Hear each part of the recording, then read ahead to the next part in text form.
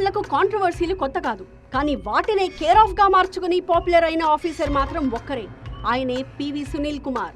CID chief గా ఈ IPS అధికారి పనితీరుపై ఎన్నో విమర్శలొచ్చాయి.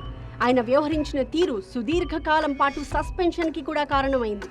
అయినా తాను చట్ట ప్రకారమే నడుచుకున్నానని, రూల్స్ ని అతిక్రమించలేదని అంటున్నారు సునీల్ కుమార్. అంతేకాదు, ఒక వర్గానికి అండగా ఉండాలన్న తన ఆలోచన మరో మతానికి శత్రువుగా మార్చిందంటున్నారు.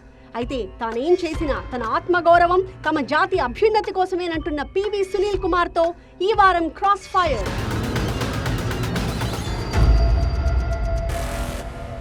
నమస్కారం. మోస్ట్ కాంట్రవర్షియల్ ఐపీఎస్ అధికారి అనొచ్చా? ఐపీఎస్ అది మోస్ట్ కాంట్రవర్షియల్ అని మీ ఇష్టం. మోస్ట్ కాంట్రవర్షియల్ ఐపీఎస్ అధికారి పివి సునీల్ కుమార్ మనతో ఉన్నారు. ఆయనతో ఈరోజు ఈ వారం క్రాస్ ఫైర్. సునీల్ కుమార్ గారు నమస్కారం. నమస్తే. సో 2 సంవత్సరాలుగా సస్పెన్షన్లో ఉన్నారు. ఖాళీగా ఉంటే ఎలా ఉంది? ఖాళీగా ఏం లేను, సస్పెన్షన్లో ఉన్నాను అంతే. సరే, ఉద్యోగరీత్యా ఖాళీగా 2 సంవత్సరాల నుంచి ఉన్నారు కదా. Yeah. ఈ 2 సంవత్సరాలు ఖాళీగా ఉండటం పనిష్మెంట్ లాగా అనిపిస్తుందా? పనిష్మెంట్ లాగా ఏం అనిపించలేదండి నాకు. అందుకని నాకు ఇష్టమైన పనులు నేను చేసుకుంటూ ఉన్నాను. మీరు విధి నిర్వహణలో ఉన్నప్పుడు చేసిన పనులకు కర్మ రిటర్న్స్ అని చెప్పి ఇది అనుకోవచ్చా? అట్లా అనుకోవాల్సిన అవసరం ఏం లేదు. కర్మ రిటర్న్స్ అని అనుకోవాల్సిన అవసరం ఏం లేదు. నేను అంత దారుణమైన పనులు చేశానని నేనైతే అనుకోవటం లేదు. మీరు అనుకోవట్లేదు, కానీ పివి సునీల్ కుమార్ అంటే ఒకప్పుడు ఆంధ్రప్రదేశ్ రాష్ట్రంలో టెర్రర్. పివి సునీల్ కుమార్ ఏదైనా కేసు ఫైల్ చేస్తున్నాడు, పివి సునీల్ కుమార్ ఈ రోజు తెల్లారు లెగిస్తే ఎవరిని అరెస్ట్ చేస్తారని అందరూ ఉనికి చచ్చిపోయేవాళ్ళు. అంత ఉందంటారా?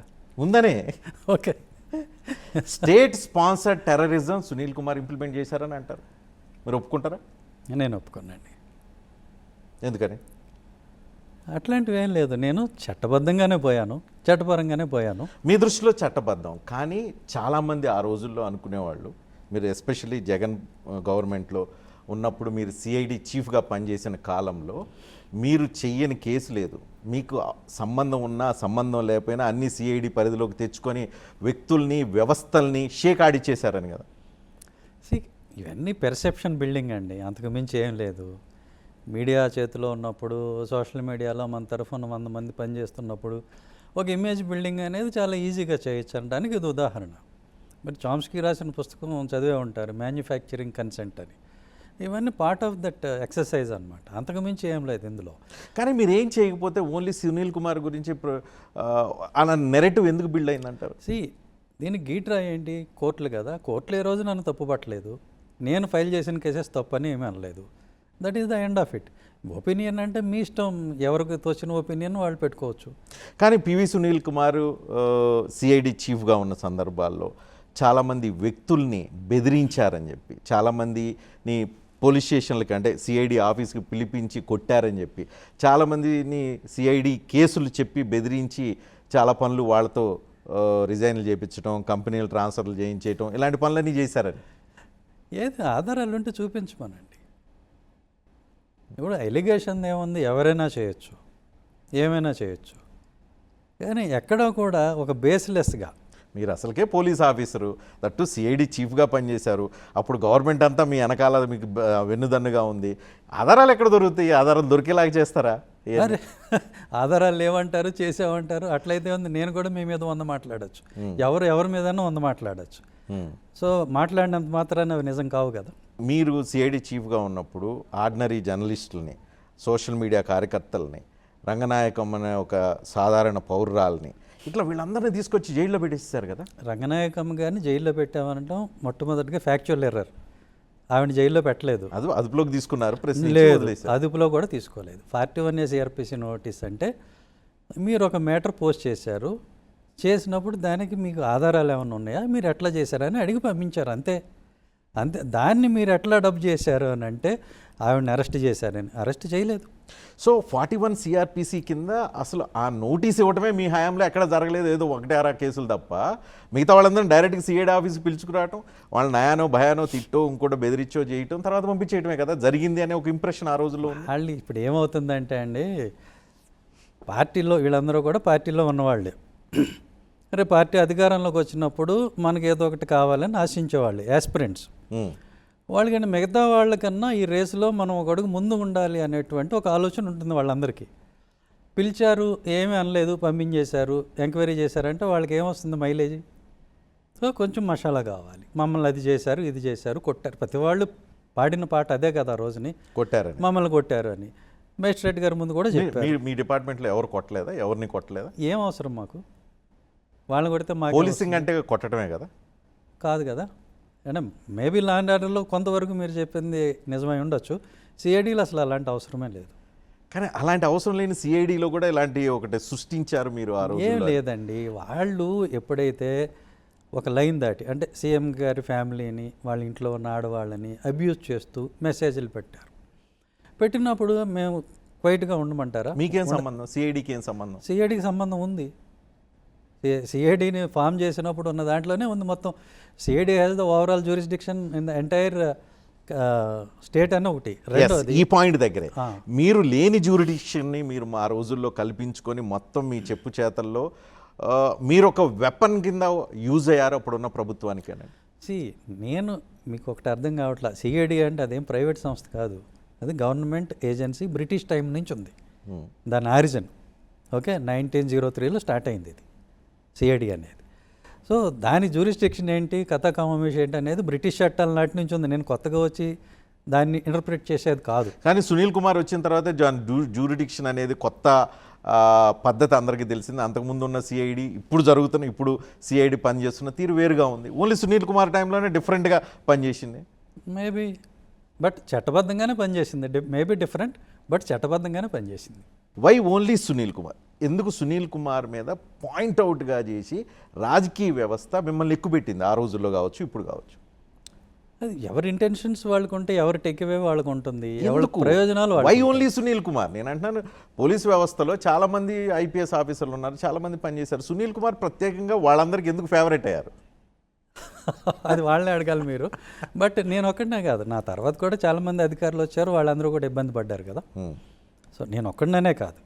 ఇది ఏమవుతుందంటే బైపోలార్ పొలిటికల్ వరల్డ్ కదా ఇది, రెండు ధృవాలుగా విడిపోయినటువంటి రాజకీయ వ్యవస్థ ఇది. దీనిలో మన పని మనం చేసుకుంటూ పోయినా కానీ అవతల వాళ్ళు ఏదో ఒకటి అనటం అనేది సహజం. అనకపోతే వాళ్ళ క్యాడర్లో మొరేలు ఉండదు. నెక్స్ట్ నేను చెప్పినట్టు క్యాడర్ కూడా వాళ్ళ వెస్టెడ్ ఇంట్రెస్ట్ వాళ్ళకు ఉంటుంది. ఏంటంటే మిగతా వాళ్ళకన్నా నేను ఎక్కువ ఇబ్బంది పడ్డానంటే రేపు వాళ్ళకి ఒక పోస్ట్ రావచ్చు, వాళ్ళ కెరియర్ అదే కదా. కాబట్టి వాళ్ళు అది మాట్లాడతారు. ఇప్పుడు అది అవును కాదా అని ఎవరు ప్రూవ్ చేయాలి? కోర్టే కదా. సో వాళ్ళు కొట్టారన్నారు, మేజిస్ట్రేట్ గారి ముందు ప్రొడ్యూస్ చేసాం, మేజిస్ట్రేట్ గారు మెడికల్ రిపోర్ట్కి, మెడికల్ ఎగ్జామినేషన్కి పంపించారు. దాని దగ్గరికి వస్తా, ఎక్కడ ఏం లేదని దాని దగ్గరికి వస్తా, ఇంకా చాలా డీటెయిల్గా దాని గురించి మాట్లాడాల్సిన అవసరం ఉంది. నేనేమంటానంటే ఆ రోజుల్లో 2019 నుంచి 2024 వరకు జగన్మోహన్ రెడ్డి హయాంలో మీరు కేవలం పైన అక్కడ అధికారంలో ఉన్న వాళ్ళని తృప్తిపరచడం కోసం మీరు పనిచేసేవాళ్ళు అని. అబద్ధం, నాట్ ట్రూ. ఆఫీసర్గానే పనిచేశారు. నేను ఆఫీసర్గానే పనిచేశాను, చట్ట ప్రకారమే పనిచేశాను, ఉన్న చట్టాల ప్రకారమే పనిచేశాను. జగన్మోహన్ రెడ్డిని ఇంప్రెస్ చేయడం కోసం మీరు ఆ రోజుల్లో అందరినీ తీసుకొచ్చి అందరి మీద కేసులు పెట్టి అరెస్టులు చేసి ఆయన్ని సాటిస్ఫై చేశారని అంటూ ఇదంతా ప్రచారం అండి, అంతే. రోజు సజ్జల రామకృష్ణారెడ్డి దగ్గర నుంచి బ్రీఫింగ్ తీసుకుంటూ ఉంటారని చెప్పి అనేవాళ్ళు. ఎవరిని అరెస్ట్ చేయాలి, ఎవరి మీద కేసులు పెట్టాలి, ఏం చేయాలి అని. ఏం లేదండి, అట్లా ఏం లేదు, నథింగ్ లైక్ దట్. ఆయనకు అసలు తెలియని కూడా తెలియదు సజ్జల గారికి. రోజు సజ్జల రామకృష్ణారెడ్డి ఆయన ఉండే విల్లా ఏరియాలో రోజు పొద్దున్నే వెళ్ళి ఆయన దగ్గర బ్రీఫింగ్ తీసుకునేవాళ్ళు. అదే నేను విన్నాను. మీరు ఇంటర్వ్యూ అంటే కొంచెం విజయవాడలో కొంత అడిగితే అందరూ చెప్పిన సమాచారం. వాళ్ళు అలా మాట్లాడతారు. నేను ఆయన కలవలేదని నేనేం చెప్పను, ఆయన అంతకుముందే మిత్రుడు, తెలుసు. కానీ ఇందులో మేము పెద్ద రాజకీయాలు మాట్లాడుకున్నది లేదు, ప్రతిరోజు ఏమి వెళ్ళలేదు, ఎప్పుడైనా ఒకసారి వెళ్ళేది, మాట్లాడేది, వచ్చేది, అంతవరకు కరెక్ట్. అందులో తప్పేం లేదు కాబట్టి నేను చెప్తున్నా. తప్పు అనుకోండి, అబ్బాయి నేను ఎప్పుడు వెళ్ళలేదు, మీ దగ్గర ఫోటో ఉందా అని అడిగేవాడిని. కాదు కదా, వెళ్ళాను, కరెక్టే. కానీ ఈ రాజకీయాలు మాట్లాడటం ప్రతిరోజు వెళ్ళాననేది కాదు, మొత్తం టర్మ్లో గట్టిగా అంటే 3-4 సార్లు వెళ్ళి ఉండొచ్చు మహా అయితే, అంతకు మించలేదా? నథింగ్.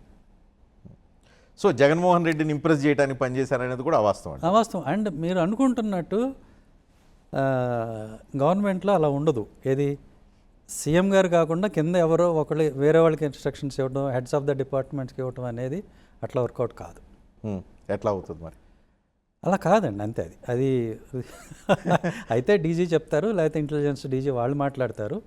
వాళ్ళు ఎవరు చెప్తే చెప్తారు, వాళ్ళు సీఎం గారు చెప్తే వాళ్ళు మాట్లాడతారు. మీరు అప్పుడు అన్ని బైపాస్ చేసుకోండి, డీజీపీని, ఇంటెలిజెన్స్ చీఫ్, వీళ్ళందరినీ బైపాస్ చేసుకొని నేరుగా సునీల్ కుమార్ నేరుగా అప్పుడున్న సీఎం జగన్మోహన్ రెడ్డిని కలిసేవాళ్ళు, ఇన్స్ట్రక్షన్లు తీసుకునేవాళ్ళు, బయటికి వెళ్ళిపోయి మీ పని మీరు చేసేవాళ్ళు అని అందరూ అనుకుంటారు అంతే. నేను ఆయన కలిసింది, సీఎం గారిని కలిసింది కూడా చాలా తక్కువ సార్లు. అది కూడా ఈ బ్రీఫింగ్ ఇవ్వటానికి, కొన్ని ఏదన్నా పెద్ద ఇష్యూస్ ఉన్నప్పుడు ఇది ఏం చేయమంటారు ఎట్లా అని, అట్లాంటి వాటి కోసమే తప్పితే ఎవరిని అరెస్ట్ చేయాలి, సీఎం గారికి అంత టైం ఉండదు ఫస్ట్ ఆఫ్ ఆల్. ఇప్పుడు నేను అరెస్ట్ చేసిన వాళ్ళలో సీఎం గారు గుర్తుపెట్టుకోదగ్గ వ్యక్తులు ఎవరున్నారు మీరు చెప్పండి? చాలా మంది ఉన్నారు, వస్తాను ఆ లిస్ట్ దగ్గరికి వస్తాను. అలాగే. సరే, పివి సునీల్ కుమారు సరే తెలుగుదేశం ఎన్డీఏ కూటమి అధికారంలోకి వచ్చిన వెంటనే మీరు సస్పెన్షన్కి గురయ్యారు. కానీ సునీల్ కుమార్ చేసిన చర్యలకి ఖచ్చితంగా అరెస్ట్ కాగా వ్యక్తి, కానీ అరెస్ట్ నుంచి తప్పించుకున్నారు. ఈ రెడ్ బుక్ నుంచి ఎలా తప్పించుకున్నారని చాలామందికి డౌట్. ఏంటి ఆ రహస్యం? అందులో రహస్యమే లేదు, నేను చెప్పాను కదా, నేను కరెక్ట్గా చట్ట ప్రకారమే పనిచేశాను. పొలిటికల్ కన్జంప్షన్ కోసం కొంత నా మీద ఎవరైనా మాట్లాడచ్చు, కానీ రియాలిటీ ఏంటో అందరికీ తెలుసు. చట్టపరంగా పనిచేస్తే మీరు సస్పెన్షన్కి అయితే గురై ఉన్నారు కదా. అసలు నన్ను ఎందుకు సస్పెండ్ చేశారు? మీరు విదేశాలకు వెళ్ళారు, చెప్పబెట్టకుండా వెళ్ళారు, చెప్పిన దగ్గరికి కాకుండా ఇంకెక్కడికో వెళ్ళారు, కాబట్టి మీరు సస్పెన్షన్కి గురై ఉన్నారు. విదేశాలకు వెళ్ళినప్పుడు పర్మిషన్ తీసుకోలేదు అనేది ఒకటే ఛార్జ్, రైట్? అందులో నేను ప్రతిసారి పర్మిషన్ తీసుకున్నా. ఏదో ఒకసారి అదేదో లూప్లో మిస్ అయినట్టుంది ఒక పర్మిషను, బట్ నాకు లీవ్ శాంక్షన్ అయ్యింది, ఆ పర్మిషన్ ఏదో లూప్లో మిస్ అయింది, అంతకు మించి ఏం లేదు. అదేమంత పెద్ద నేరం అని ఒకటి. రెండవది, మనం లిస్ట్ కనుక చూసుకున్నట్లయితే ఒక 10-15 మంది ఆఫీసర్స్కి, నా దగ్గర ఇన్ఫర్మేషన్ కూడా ఉంది, ఆర్టీఐ యాక్ట్లో వచ్చింది, ఒక 15 మంది ఆఫీసర్స్కి వాళ్ళు చెప్పా పెట్టకుండా, అంటే లీవ్ కూడా తీసుకోకుండా విదేశాలకు వెళ్ళి వచ్చిన తర్వాత దాన్ని రాటిఫై చేసిన సందర్భాలు ఉన్నాయి. అండ్ ఒకే ఆఫీసర్కి 4 సార్లు చేసింది ఉన్నాయి. సో ఇది ఏంటంటే కావాలని చేయటం, అది కూడా మీకు చెప్తున్నాను కదా, ఈ రఘురామకృష్ణరాజు గారు ఒత్తిడి చేయటం వల్ల చేసిందే తప్ప గవర్నమెంట్ తనకై తాను కావాలని చేసింది కాదు అని. ఏంటి రఘురామకృష్ణరాజుతో మీకున్న పంచాయతీ ఏంటి? రఘురామకృష్ణరాజు గారు నాకేం అప్పు లేరు, నేనేం బ్యాంక్ రన్ చేయటం లేదు, కాబట్టి ఆ గొడవ కాదు ఇది. సో రఘురామకృష్ణరాజు గారికి నాకు డైరెక్ట్గా ఎలాంటి గొడవ లేదు.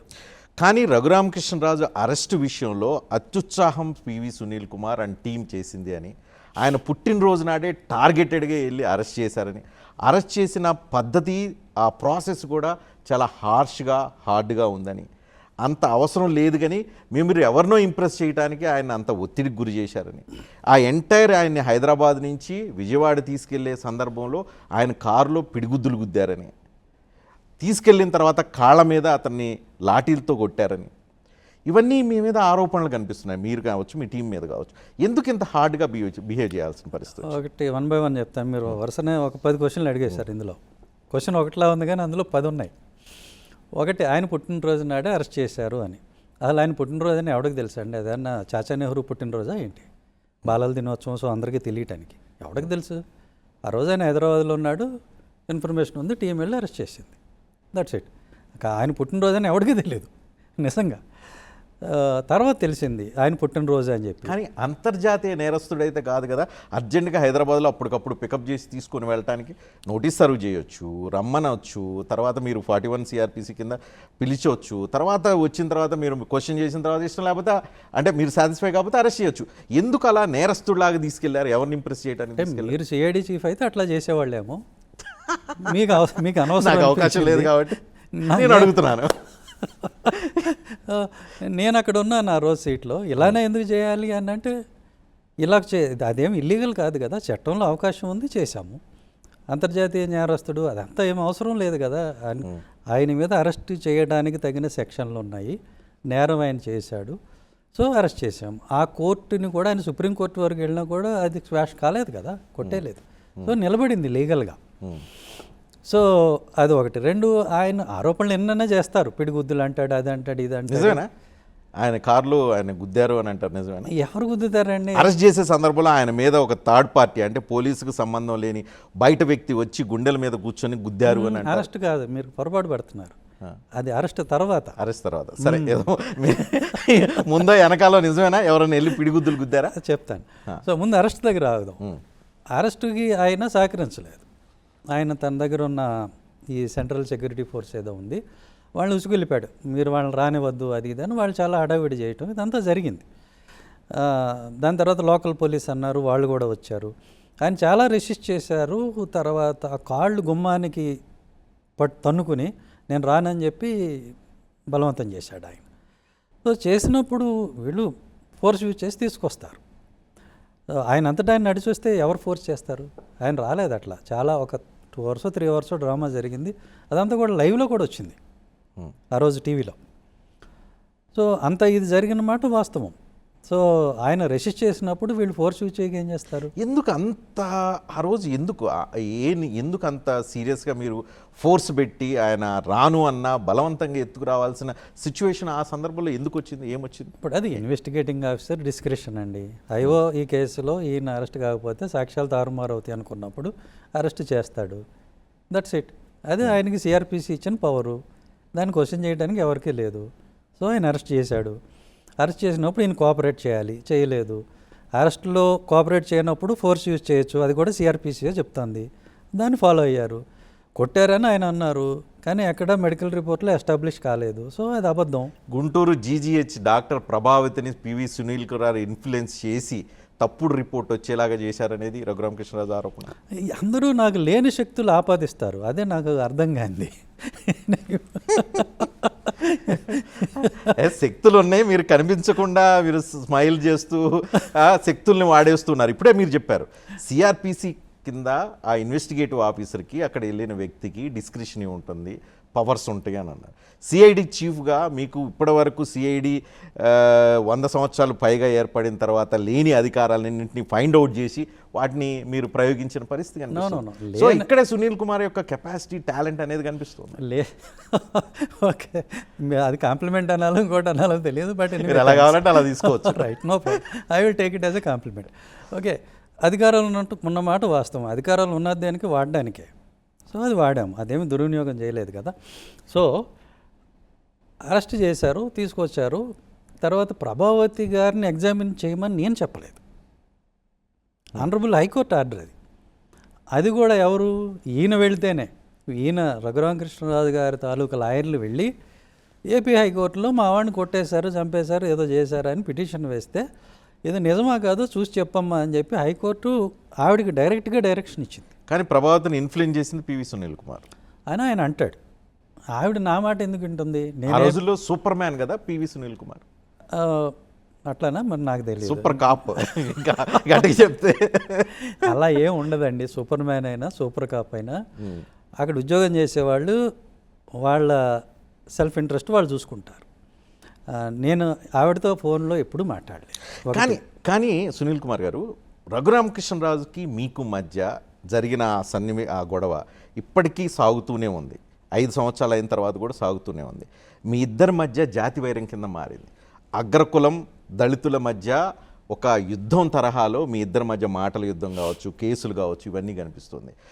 దళితులకి 1 కోటి మంది దళితులకి 6 లక్షల రాజు కమ్యూనిటీ మధ్య ఉన్న వైరం కింద ఇది మారినట్టు మీకు కనిపించడం లేదా? అంటే 1 కోటి మంది దళితులకి ఒక రాజుగారికి మధ్యనే, మిగతా రాజులందరికీ ఏం సంబంధం లేదు ఇందులో.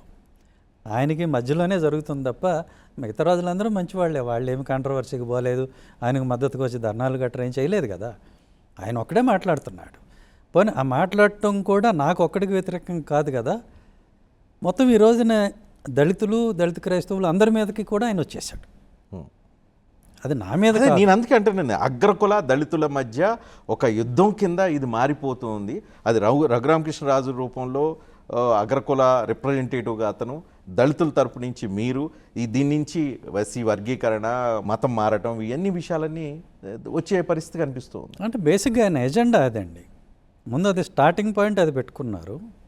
బేసిక్గా ఆయన ఎజెండా మీరు కూడా పెంచి పోషిస్తున్నారు, మీరు కూడా రెచ్చగొడుతున్నారు, హిందూ క్రిస్టియన్ కలహాల కింద మార్చే ప్రయత్నం చేస్తున్నారు.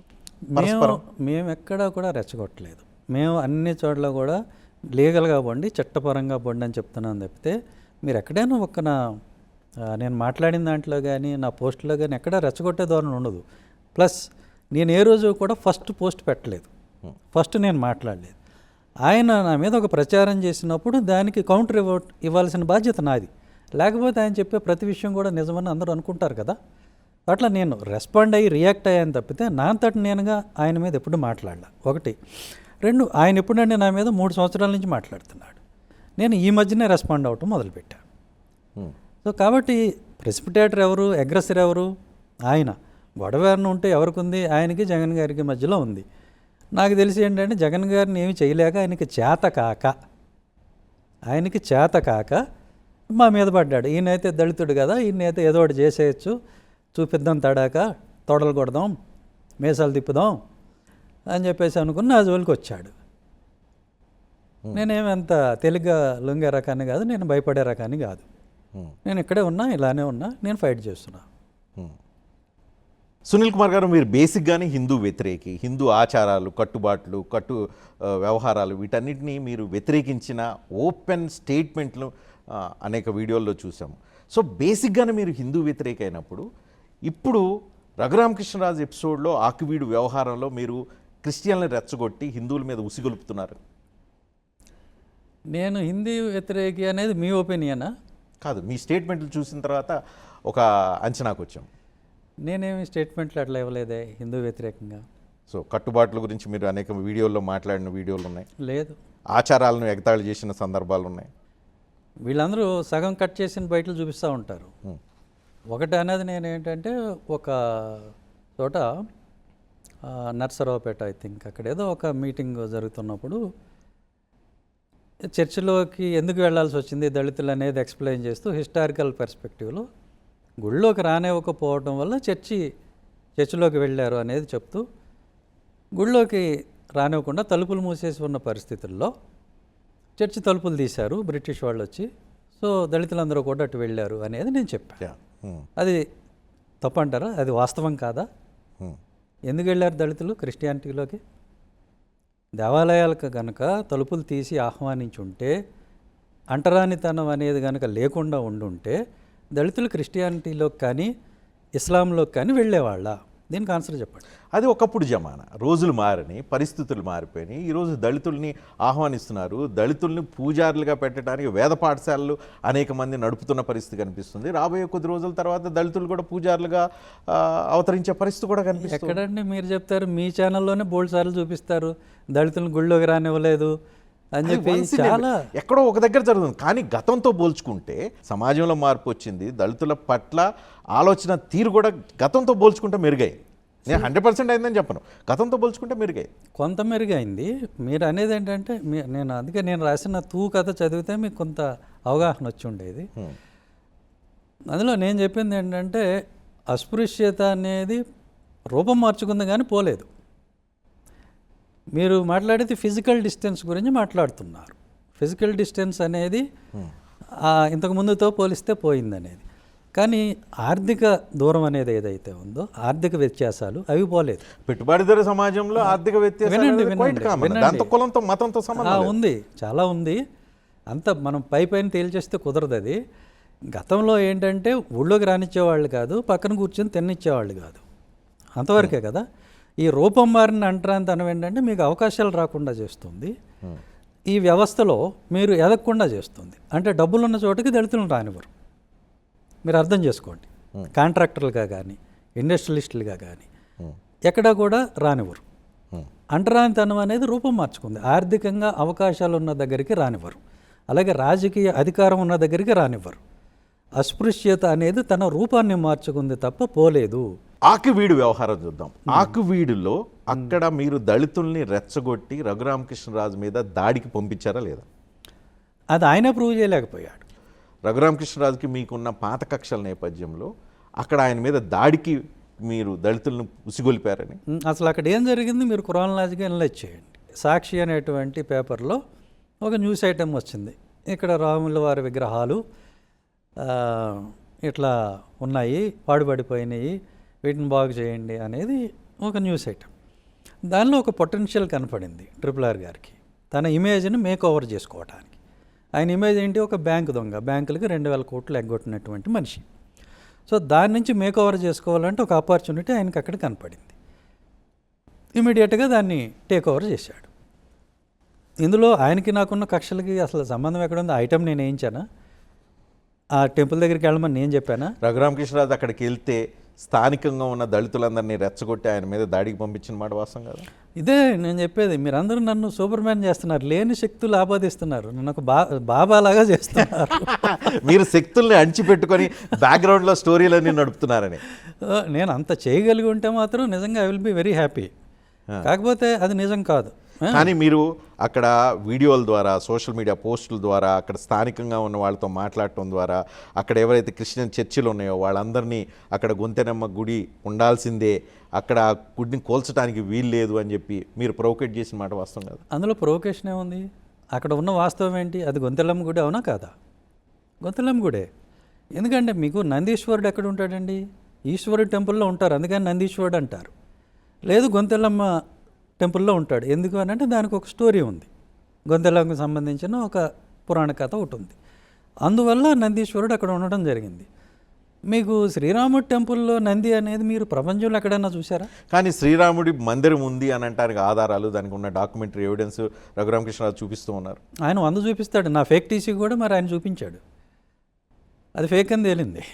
సో ఆయన 100 చూపిస్తాడు. సో అది మరి ఇక్కడ గుడి నిర్మాణం జరుగుతుంది, మీరు ఎవరు అడ్డుకోలేకపోతున్నారు, ఆపలేకపోతున్నారు. అదే చెప్తానండి మీకు. అది గొంతెలమ్మ గుడి అనేది అన్డిస్ప్యూటెడ్. అసలు ముందు ఫస్ట్ ఆఫ్ ఆల్ అది ప్రభుత్వ ల్యాండ్, అది ఏదో దేవాలయానికి సంబంధించిన ల్యాండ్ కాదు, గవర్నమెంట్ ల్యాండ్. గవర్నమెంట్ ల్యాండ్ ఉన్నప్పుడు గవర్నమెంట్ ల్యాండ్స్లో రిలీజియస్ స్ట్రక్చర్స్ ఉండకూడదని ఆనరబుల్ సుప్రీం కోర్టు ఎప్పుడో చెప్పింది. చెప్పడమే కాకుండా అవన్నీ తీసేసి మాకు కంప్లైంట్స్ ఇవ్వండి అని సుప్రీంకోర్టు చెప్పింది. నేను కాదు, అంటే సుప్రీంకోర్టు కూడా హిందూ వ్యతిరేక అంటారా మీరు? సో అన్నీ అని చెప్పింది సుప్రీంకోర్టు. ఆలయాలు కావచ్చు, చర్చీలు కావచ్చు, మసీదులు కావచ్చు, ఏదైనా సరే గవర్నమెంట్ ల్యాండ్లో ఉండి అబ్స్ట్రక్షన్ ఉన్న చోట తీసేయండి అని చెప్పింది. శంకుస్థాపన జరగబోతుంది, మీరు అడ్డుకునే ప్రయత్నం చేస్తున్నారు. నేను ఎందుకు అడ్డుకుంటానండి? నాకు అర్థం కాదు. ఇప్పుడు నా స్టాండ్ మీకు అర్థం కావటంలా. నేను పర్టికులర్గా ఏ మతానికి అనుకూలం కాదు, ఏ మతానికి నేను వ్యతిరేకం కాదు. ఏ మత విశ్వాసమైనా సరే దళితులకు వ్యతిరేకంగా ఉన్నప్పుడు, దళితులను ఇబ్బంది పెట్టినప్పుడు నేను ఖచ్చితంగా దానికి వ్యతిరేకం. మీకు ఉండి నియోజకవర్గంలో కావచ్చు, ఆకువీడు మండలంలో కావచ్చు, చర్చిలు విచ్చలవిడిగా ఎక్కడ పడితే అక్కడ చర్చిలు పెడుతూ ఉన్నారు. మీరు గుర్తించారా? ప్రైవేట్ హౌసెస్లో కూడా 2 చిన్న షెల్టర్ క్రియేట్ చేసి అక్కడ ప్రార్థనలు చేస్తున్నారు. అనధికారికంగా ఓన్లీ ఆకువీడు మండలంలో 113 చర్చిలు ఉన్నాయి. వాటన్నిటికీ నోటీసులు ఇచ్చారు. వాటి మీద మీరు పర్మిషన్ తీసుకోకుండా ఇలాంటి ప్రార్థనలు ఇవన్నీ చేయటం నేరము, చట్టరీత్యా అంగీకరించబడదు అని చెప్పారు. ఇలాంటివి జరిగినప్పుడు అలాంటి వాటన్నిటిని మీలాంటి వాళ్ళందరూ ప్రోత్సహిస్తారే. మరి ఎక్కడో ఒక టెంపుల్ పెట్టుకోనో ఇంకోటో పెట్టుకుని వాళ్ళు ప్రార్థనలు చేసుకుంటే దానికి మాత్రం మీరు చట్టాలు, రాజ్యాంగం ఏం చెప్పింది, సుప్రీంకోర్టు ఏం చెప్పింది, హైకోర్టు ఏం చెప్పింది అన్నీ బయటికి తీస్తున్నారే. ఇదేం ధర్మం?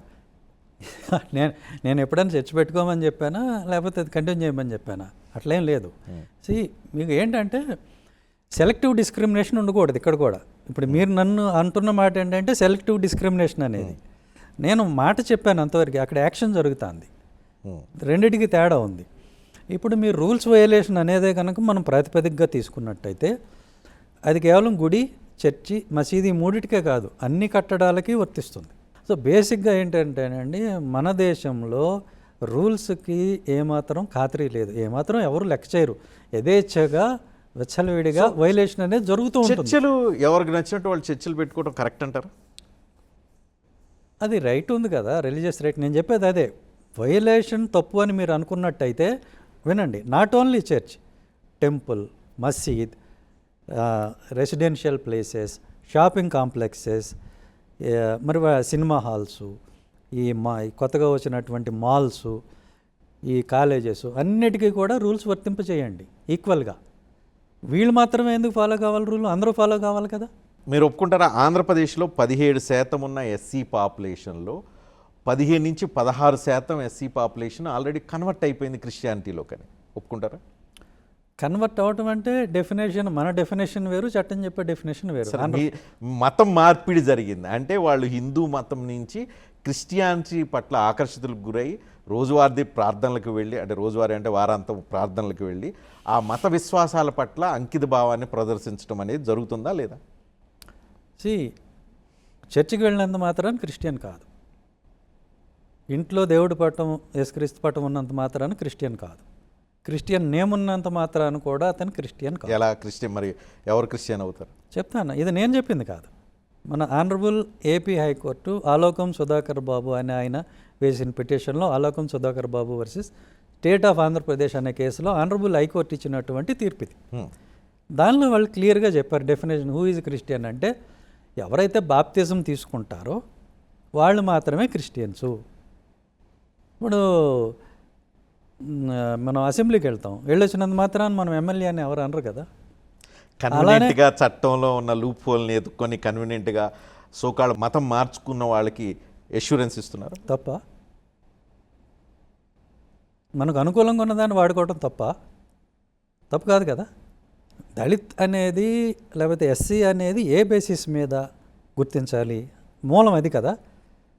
సో మనకి రాజ్యాంగంలో ఎక్కడా కూడా ఈ మతంలో ఉంటేనే ఇతను దళితుడు షెడ్యూల్ కాస్ట్ అని ఎక్కడ కూడా చెప్పలేం, రాజ్యాంగంలో అది లేదు. కానీ ఇప్పుడు కన్వర్ట్ అయిన సోకాల్డ్ 15% దళిత క్రిస్టియన్స్ ఎవరైతే ఉన్నారో వాళ్ళందరూ ఎస్సీలుగానే గుర్తించాల్సిన అవసరాన్ని మీరు ఖచ్చితంగా గుర్తించాలి. ఎందుకంటే క్రైస్తవంలో కులం లేదు అనేది ఒక తప్పుడు అవగాహన. క్రైస్తవంలో కులం ఉంది, కానీ క్రైస్తవ మతానికి సంబంధించిన వాళ్ళు బీసీల కింద పరిగణించబడతారు. అసలు క్రైస్తవంలో కులం లేదని ఒక పక్క చెప్తూ మళ్ళీ వాళ్ళని బీసీలని ఎలా అంటారు? క్రైస్తవంలో కులం లేదని కదా మీరు. కానీ రాజ్యాంగం ఏం చెప్తుంది? క్రిస్టియన్స్ బీసీసీలుగా చెప్పబడుతూ ఉంది కదా. రాజ్యాంగం అట్లా చెప్పలేదు. ఇవన్నీ స్టేట్లలో ఎక్కడికక్కడ పెట్టుకున్నవే తప్పితే తర్వాత ప్రెసిడెంటు 1956లో అనుకుంటా ఒక ఎరోనియస్ ఆర్డర్ అంటే తనకు దఖలుపరిచిన అధికారాల పరిధిని దాటి ఈ హిందూ అనేటువంటి పదాన్ని ఉపయోగించి ఈ కులాన్ని చేర్చడం జరిగింది. ఈ మధ్య సుప్రీంకోర్టు చాలా క్లియర్ కట్గా చెప్పింది, ఎవరైతే ఎస్సీలు మతం మారుతారో వాళ్ళ కులం అనేది పోతుంది అని చెప్పి క్లియర్ కట్ ఒక జడ్జిమెంట్ ఇచ్చింది. అవును. తద్వారా ఆంధ్రప్రదేశ్లో క్రిస్టియానిటీకి మారిన వాళ్ళందరూ దళితులు అంటే ఎస్సీల కింద నుంచి వాళ్ళు బీసీసీలుగా మారే అవకాశం లేదా? ఇప్పుడు ఏమంటే సుప్రీంకోర్టు ఏం చెప్తుంది? సుప్రీంకోర్టు పరిధి ఏంటి? అక్కడ ఉన్నదాన్ని గవర్నమెంట్ చేసినటువంటి చట్టాలని విశదీకరించడం, ఎక్స్ప్లెయిన్ చేయటమే. సుప్రీంకోర్టు చట్టాలు చేయదు. చట్టాలు చేసుకునేది మనం ప్రజలు. ఓకే, మనం అంటే మనం ఎన్నుకున్న ప్రతినిధులు, అసెంబ్లీ కానీ పార్లమెంట్ కానీ వాళ్ళు చట్టాలు చేయాలి. దాన్ని సుప్రీంకోర్టు చెప్తుంది తప్ప సుప్రీంకోర్టు కొత్తగా చట్టాలు ఏం చేయదు. ఆ చట్టం ప్రకారమే, ఆ రాజ్యాంగం ప్రకారమే సుప్రీంకోర్టు క్లియర్ కట్గా ప్రజలకి అర్థమయ్యేలాగా చెప్పింది. ఎవరైతే దళితులు ఉన్నారో, ఎవరైతే ఎస్సీలు కావచ్చు, వాళ్ళు మతం మారితే వాళ్ళ రిజర్వేషన్ పోతుందని. మతం మారటానికి ప్రాతిపదిక ఏంటి? బాప్తిజం తీసుకోవటం.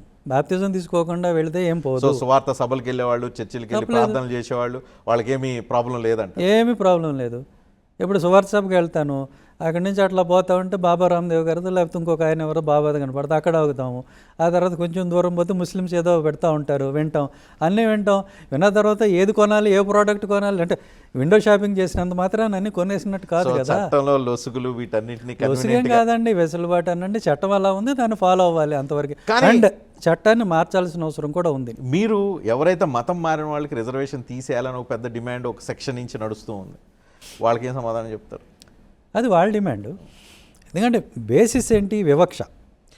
మతం కాదు. మతమే అయినట్టయితే మీకు నార్త్ ఈస్ట్లో ట్రైబ్స్ ఉన్నారు, వాళ్ళు క్రిస్టియానిటీలోకి వెళ్ళినా సరే వాళ్ళకి ఆ ట్రైబల్ స్టేటస్ పోదు అని ఇదే సుప్రీంకోర్టు ఎట్లా చెప్పింది మరి? కానీ ఎప్పుడైతే దళితులుగా ఉన్నప్పుడు మాత్రమే వివక్షతకు గురవుతున్నారు. మతం మారిన తర్వాత ఆ వివక్షత నుంచి విముక్తి పొంది వాళ్ళు బీసీసీలుగా గుర్తింపు పొంది వాళ్ళకి ఒక స్టేటస్ వస్తుంది, కాబట్టి వాళ్ళకి రిజర్వేషన్తో పని లేదు అనేది ఒక ఆర్గ్యుమెంట్ అని ముందు అనుకున్నాం. కానీ అది ప్రాక్టికల్గా జరగటం లేదు. అతనికి పిల్లలు ఎవరిస్తారు? మాల అయితే మాల మాదిగా, మాదిగా అయితే మాల మాదిగా, వీళ్ళలో వీళ్ళు చేసుకోవాల్సిందే. కానీ మతం మారిన అగ్రకుల క్రిస్టియన్స్ ఎవరు కూడా వీళ్ళకి పిల్లనెవరు. అండ్ వాళ్ళకి ఏమైనా పెద్ద పెద్ద కంపెనీలు అవి ఉంటే వాళ్ళ కులస్తులకి ఇచ్చుకుంటారు, కానీ మతం మారినంత మాత్రాన్ని పిలిచి వీళ్ళకి ఎవరు పెద్దపీట వేయరు. కానీ ఒక వాదన ఉంది, ఒక ఆర్గ్యుమెంట్ ఉంది, మీరు పోలీస్ అధికారి కూడా చేశారు కాబట్టి చెప్పండి. ఎస్సీ ఎస్టీ అట్రాసిటీ యాక్ట్ అనేది కేవలం అగ్రవర్ణాలను ఇబ్బంది పెట్టడానికి, అగ్రవర్ణాల మీద కేసులు బనాయించడం కోసం మాత్రమే ఉపయోగపడుతుంది, మిస్యూజ్ కాబడుతుంది ఈ చట్టం అనేది ఆర్గ్యుమెంట్. ఒప్పుకుంటారు? అది ఎట్లా అంటే మిస్యూజ్ చేసేది ఎవరు? మళ్ళీ అగ్రవర్ణాలే. ఇప్పుడు ఊళ్ళో ఒక రెడ్డి గారు ఉన్నారు, ఓ చౌదరి గారు ఉన్నారు, ఈయన మీద ఆయన కేసు పెట్టుకోవాలి, ఆయన మీద ఈయన కేసు పెట్టుకోవాలి. దళితుడికి నిజంగా పాపం వాడికి వీళ్ళిద్దరూ అన్యాయం చేసినా కూడా పోయి కేసు పెట్టుకునేంత ధైర్యం లేదు. ఒకటి పోయినా కూడా పోలీస్ స్టేషన్లో ఇతనికి సహకరించే పరిస్థితి లేదు. ఆ కేసు ఎప్పుడు నిలబడుతుంది అంటే ఎక్కువ శాతం అంటే 100కి మేబీ ఒక 50-60% అయి ఉండొచ్చు.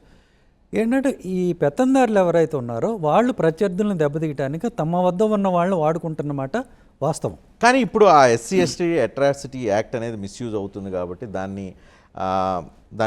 తీసేయాలి అనే వాదనకి మీరు అంగీకరిస్తారా? నేను అంగీకరించనండి. బేసిక్ రీజన్ ఏంటంటే మీరు ఒక మంచి పాయింట్ అడిగారు. ఎందుకు వాళ్ళకి రక్షణ కోసం చేసిన చట్టం వాళ్ళు ఉపయోగించుకోలేకపోతున్నారు, అది కదా మనం డిస్కస్ చేయాల్సింది. సింపుల్గా యాక్ట్ ఎత్తేయటం కాదు, అసలు ఎందుకు ఈ చట్టాన్ని వాళ్ళు ఉపయోగించుకోలేకపోతున్నారు. ఎందుకు అని అంటే ఆర్థికంగా బలహీనంగా ఉండటం వల్ల, ఆర్థికంగా బలంగా లేకపోవటం వల్ల వాళ్ళు నిలబడలేకపోతున్నారు. ఇప్పుడు గరగపర్రు ఇలాంటివి కొన్ని తీసుకున్నప్పుడు ఏమవుతుందంటే వాళ్ళని పనిలోకి పిలిస్తేనే పెత్తందారీ కులాలు ఎవరైతే వీళ్ళు ఎవరి మీద అయితే కేసు పెట్టాలో వాళ్ళే అట్రాసిటీ చేస్తారు. రేపొద్దున వాళ్ళు పనిలోకి పిలవకపోతే వీళ్ళు బతకలేని పరిస్థితి. సో ఆ ఫైనాన్షియల్ ఇండిపెండెన్స్ వచ్చేంత వరకు కూడా వీళ్ళకి ఆ న్యాయం అందదు. ఈ దళితులు అందరికీ న్యాయం వాళ్ళు ఆర్థికంగా ఎందుకు ఎదగట్లేదంటే అంబేద్కర్ క్రియేట్ చేసిన రిజర్వేషన్ వ్యవస్థ కొద్ది మందికి మాత్రమే ఉపయోగపడుతుంది. ఎవరైతే ఉపయోగించుకున్నారో వాళ్ళే మళ్ళీ ఉపయోగించుకుంటున్నారు తప్ప ఎవరైతే గ్రాస్ రూట్ లెవెల్లో రియల్ సఫరర్సు, అణచివేతకు గురి కాబడిన వాళ్ళు, నీడ్ ఉన్న వాళ్ళు ఎవరైతే ఎస్సీస్ ఉన్నారో వాళ్ళకి అందట్లేదు. పివి సునీల్ కుమార్, ఆయన కుటుంబ సభ్యులు, ఆయన ఫర్దర్ వచ్చే వాళ్ళందరూ మాత్రం రిజర్వేషన్ ఉపయోగించుకుంటారు. ఆర్డినరీ దళితుకి అవకాశం మీరు ఇవ్వట్లేదు కదా. మా పిల్లలకి మేము వాడలేదండి రిజర్వేషన్. అండ్ అమెరికాలో రిజర్వేషన్ ఇన్ జనరల్గా చెప్తున్నా, మీరని కాదు, నేను ఒక ఎగ్జాంపుల్ చెప్తున్నా. ఇప్పుడు ఎస్సీస్లో అదే కదా మాదిగ రిజర్వేషన్లు గొడవ వచ్చింది, అదే కదా. ఎస్సీస్లో మాలలు ముందుకు వచ్చారు, మాదిగలు అణచివేయబడ్డారు. మాదిగ రిజర్వేషన్ పోరాటం అట్లానే వచ్చింది కదా, వర్గీకరణ డిమాండ్ అట్లానే వచ్చింది కదా. రైట్. నేను అంటున్నాను ఈ రిజర్వేషన్లు అనేది 1 టర్మ్ 2 టర్మ్కి మాత్రమే పరిమితం కావాలి, తర్వాత వాళ్ళు వదిలేయాలి బై డిఫాల్ట్. అలా రాజ్యాంగంలో మార్పులు ఏమైనా తీసుకురావాల్సిన అవసరం అసలు సొల్యూషన్ అది కాదు. మీరు చెప్పింది ప్రాబ్లం కొంతవరకు కరెక్టే, కానీ సొల్యూషన్ అది కాదు. అసలు ఫస్ట్ ఆఫ్ ఆల్ అంబేద్కర్ గారు రిజర్వేషన్ కోసం కాదు అడిగింది.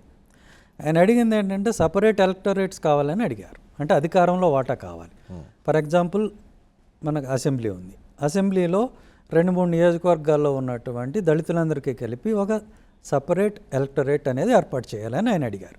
సో మా ప్రతినిధులు మేమే ఎన్నుకుంటాం, వాళ్ళు మా జనాభా కోసం వాళ్ళు అసెంబ్లీలో మాట్లాడతారు, చట్టాలు చేస్తారు, పార్లమెంట్లో మాట్లాడతారు, చట్టాలు చేస్తారు. అట్లా మేము అధికారంలో భాగస్వామ్యం పొందినప్పుడు మాత్రమే మేము నిజంగా అభివృద్ధి చెందుతాం అనేది అంబేద్కర్ గారి విజన్. రిజర్వేషన్కి అయిన పొరపాటును కూడా ఒప్పుకోవాలి. ఆ రోజు గాంధీ గారు ఎర్రవాడ జైల్లో నేను చచ్చిపోతాను తప్ప దళితులకి ఎట్టి పరిస్థితుల్లో అధికారంలో వాటా ఇవ్వను అని మొండికేసి ఆయన చచ్చిపోయే పరిస్థితికి వచ్చేసి సిద్ధపడిపోయి చివరికి గాంధీ గారు కొడుకుపోయి అంబేద్కర్ గారిని Ambedkar please save my father అని ఇంత ఒత్తిడి చేస్తే అంబేద్కర్ గారు కరిగిపోయి ఆయన ఒప్పుకోవటం వల్ల ఈరోజు ఈ మాటలు మనం వింటున్నాం తప్పితే రిజర్వేషన్ వల్ల అవసరాల కోసం కంటిన్యూ అవుతూ రిజర్వేషన్ వల్ల పెద్ద ఉపయోగం ఉండదు అనేది అంబేద్కర్ గారే చెప్పారు. ఆ రిజర్వేషన్ అంటూ లేకపోతే పివి సునీల్ కుమార్ ఈరోజు ఇక్కడ ఉండే అవకాశం ఉందా? ఇదే నేను చెప్పేది. ఆయన అధికారంలో వాటా అడిగారు, అది కనుక వచ్చి ఉండుంటే పివి సునీల్ కుమార్ ఈరోజు ఇంకెక్కడో ఉండేవాడేమో. ఈ IPS IAS ఇవి దేనికి? IPSలని IASలని కంట్రోల్ చేసే పొజిషన్లో ఉండేవాడు. సునీల్ కుమార్ గారు ఏ రాజకీయ పార్టీలో జాయిన్ అవుతున్నారు మేడం? నేను ఇప్పుడున్న రాజకీయ పార్టీలు రెండింటిలోనూ దేనిలో చేరను. బ్లూ చొక్కా వేశారు, జగన్మోహన్ రెడ్డి దగ్గరికి వెళ్ళే అవకాశం లేదా? జగన్మోహన్ రెడ్డి గారు బ్లూ చొక్కా వేరే, ఆయన వైట్ చొక్కా వేస్తారు. ఆయన వైట్ చొక్కా వేస్తాడు, ఆయన పార్టీ బ్లూ పార్టీ కదా. ఆయన బ్లూ వేరు, ఇది దళితుల బ్లూ, ఇది అంబేద్కర్ బ్లూ, ఇది అంబేద్కర్ బ్లూ. సో జనరల్గా మీరు వైఎస్ఆర్ కాంగ్రెస్ పార్టీలో రాజ్యసభ సీట్ ఆశించారని, ఆ రాజ్యసభ సీటు కోసమే ఆ రోజుల్లో మీరు ఆ పార్టీకి ఊడిగం చేశారని అంటూ ఉంటారు. మరి నాకు ఊడిగం చేయాల్సిన అవసరమే లేదండి. పార్టీలో సీటు రావటం అన్న పెద్ద కష్టమా? నాకు 2 ప్రధాన పార్టీలు కూడా సీట్ ఆఫర్ చేసినాయి. ఎప్పుడు? 14లో, 19లో, 24లో. ఏ పార్టీలు? 2 పార్టీలు, తెలుగుదేశం, వైసీపీ. ఎస్. మరి ఎందుకు తీసుకోలే అప్పుడు? నాకు ఇష్టం లేదు. నాకు దళిత ఎజెండా ముఖ్యం, అంతే తప్ప అంతే తప్ప నేనేదో అధికారంలో ఉండాలి, నా కుటుంబం అధికారంలో ఉండాలి, నేను ఎంపీ ఎమ్మెల్యే అయిపోవాలి, మంత్రి అవ్వాలి, నా తర్వాత నా పిల్లలు అవ్వాలి, మేమేదో సంపాదించుకోవాలి, ఈ పందాకి నేను పూర్తిగా వ్యతిరేకం. ఎయిమ్ అనే ఒక ఆర్గనైజేషన్ పెట్టి ఆ ఎయిమ్ ద్వారా మీకు నచ్చని వ్యక్తులు లేకపోతే నచ్చని వ్యవస్థల్ని టార్గెట్ చేస్తూ లేకపోతే ఒక యాక్షన్ ప్లాన్ తీసుకొని వెళ్తూ ఉంటారు. దాన్ని రాజకీయ రూపాన్ని ఇవ్వబోతున్నారని వింటూ ఉన్నాం. ఎయిమ్ అనేది ఒక ఎజెండాతో ఉంది. ఎయిమ్కి క్లియర్ కట్ ఎజెండా ఉంది. ఏంటి? దళితవాడ పంచాయతీ కావాలి, ఉప ప్రణాళిక నిధులు ఏవైతే వృధాగా పోతున్నాయో అవన్నీ ఈ దళితవాడలకు అందాలి. అది ఫస్ట్ పాయింట్. దళితవాడ పంచాయతీ పేరుతో మీ రాజకీయ ఎజెండాని సెట్ చేస్తున్నారని? రాజకీయ ఎజెండా అనేది మీరు బ్యూరోక్రాట్గా రాజకీయ ఎజెండాని సెట్ చేసుకుని రాజకీయ ఎజెండా అంటే మన హక్కుల కోసం మనం పోరాటం కూడా రాజకీయమే. కానీ ఏదైనా పార్టీ ఎగ్జిక్యూటివ్ వ్యవస్థలో పనిచేస్తూ రాజకీయ విధి విధానాలు రాజకీయ విధాన నిర్ణయాల మీద మీరు ఉద్యమించడం కానీ ఇవన్నీ చేయకూడదు. కోడ్ ఆఫ్ కండక్ట్ ఏం చెప్తుందంటే you should not criticise the government policy, అంతే తప్ప బెటర్మెంట్ కోసం మీ హక్కుల కోసం పోరాడద్దు, నువ్వు బానిసవని చెప్పి ఏ చట్టం చెప్పదు, ఏ రూల్స్ చెప్పవు. అన్నిటికన్నా సుప్రీం రాజ్యాంగం ఇచ్చే హక్కుల్ని తుడిచిపెట్టవు. మీకు ఓ వీడియో చూపిస్తాను. మీరు మహిళలతో ప్రతిజ్ఞలు చేయిస్తున్నారు. ఒక గవర్నమెంట్ సర్వీస్ లో ఉండి ఇలాంటి ప్రతిజ్ఞలు ఇలా చేయించడం, దట్టు ప్రభుత్వాన్ని డిమాండ్ చేస్తూ కొన్ని, మీరు ఒకసారి ఆడియో విందాం. ఆడియో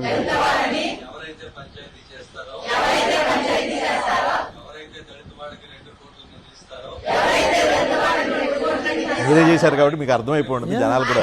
ఎవరైతే దళిత వాడలు చేస్తారో, దళితవాడ పంచాయతీ చేస్తారో, అక్కడ నిధులు ఇస్తారో వాళ్ళని ఎలక్ట్ చేసుకుందాం అని చెప్పి అని అంటున్నారు. బీయింగ్ ఏ గవర్నమెంట్ సర్వెంట్ ఇలాంటివి అన్నీ చేయటం కరెక్టే. నేను ఒక పర్టికులర్ పార్టీని నేను ఎంకరేజ్ చేయటం లేదు. దళితులకు ఏది చేస్తే మేలు జరుగుతుందో దాన్ని ఓటు ద్వారా సాధించుకోమని చెప్తున్నాను. ఇలా దళితులందరినీ సంఘటితపరచడం ద్వారా, ఒక దగ్గరికి తీసుకురావటం ద్వారా, దళితవాడ పంచాయతీల పేరుతో మీరు ఒక రాజకీయ ఎజెండాను సెట్ చేసి ఈ మొత్తం అన్నీ ఒక పార్టీకి ఉపయోగపడేలాగా ఎలక్షన్ టైంకి ల్యాండ్ చేస్తారని వింటూ ఉన్నాం. దీన్ని ఎవరైనా వాడుకోవచ్చండి. ఇది 10 సంవత్సరాల నుంచి ఉన్న డిమాండ్. ఇదేమి వీళ్ళే చేయాలని రూల్ ఏం లేదు కదా. ఎవరైనా చేసేసి దాని నుంచి లబ్ధి పొందొచ్చు. దానివల్ల లబ్ధి ఎవరికి? ఎవరైతే చేస్తారో ఆ పొలిటికల్ పార్టీకి, నాకు కాదు కదా. అట్లానే మొత్తం కమ్యూనిటీకి, మొత్తం దళితులందరికీ, మాలా మాదిగా అందరికీ కూడా బెనిఫిట్ జరుగుతుంది. దళితవాడ పంచాయతీ పేరుతో గ్రామాల్లో అగ్రకుల దళితుల మధ్య ద్వేషాలు క్రియేట్ చేసే అవకాశం మీరు ఇంతవరకు ఒక ఇన్సిడెంట్ చూపించండి. దళితవాడ పంచాయతీ కోసం దళితవాడ పంచాయతీ కోసం అగ్రవర్ణాలు దళితుల మధ్య విద్వేషాలు రెచ్చగొట్టే ప్రయత్నం ఇదంతా జరుగుతుంది. గ్రామాల మధ్య ఇప్పటి వరకు గ్రామాల్లో ఆధిపత్యం అగ్రవర్ణాలది ఉండేది. అదే ఉండాలి అంటారు. నేను ఉండాలంటలేదు, నేను అలా అనుకునే వ్యక్తిని కాదు, నా దగ్గర అగ్రకుల భావజాలం లేదు. కానీ మీరు దళితవాడ అనేది తీసుకురావడం ద్వారా విద్వేషాలు రెచ్చగొట్టే అవకాశం. 29 మంది ఎమ్మెల్యేలు అసెంబ్లీలో రిజర్వ్డ్ కాన్స్టిట్యూన్సీ నుంచి ఎన్నికయ్యి వాళ్ళే నోరెప్పరు ఈ రోజుని అసెంబ్లీలో. ఎప్పుడన్నా విన్నారా మీరు? ఏ గ్రామాల్లో అంబేద్కర్ విగ్రహం లేనిది ఎక్కడ? ఏ గ్రామాల్లో దళితుల కోసం ప్రత్యేకంగా అక్కడ పంచాయతీ ఎన్నికలు లేకపోతే వాళ్ళకి అవకాశాలు కల్పించింది ఎక్కడ చెప్పండి? మెజారిటీ గ్రామాల్లో ఆల్రెడీ దళితుల ఆధిపత్యం ఎక్కడో దగ్గర కనిపిస్తుంది. చెప్తాను.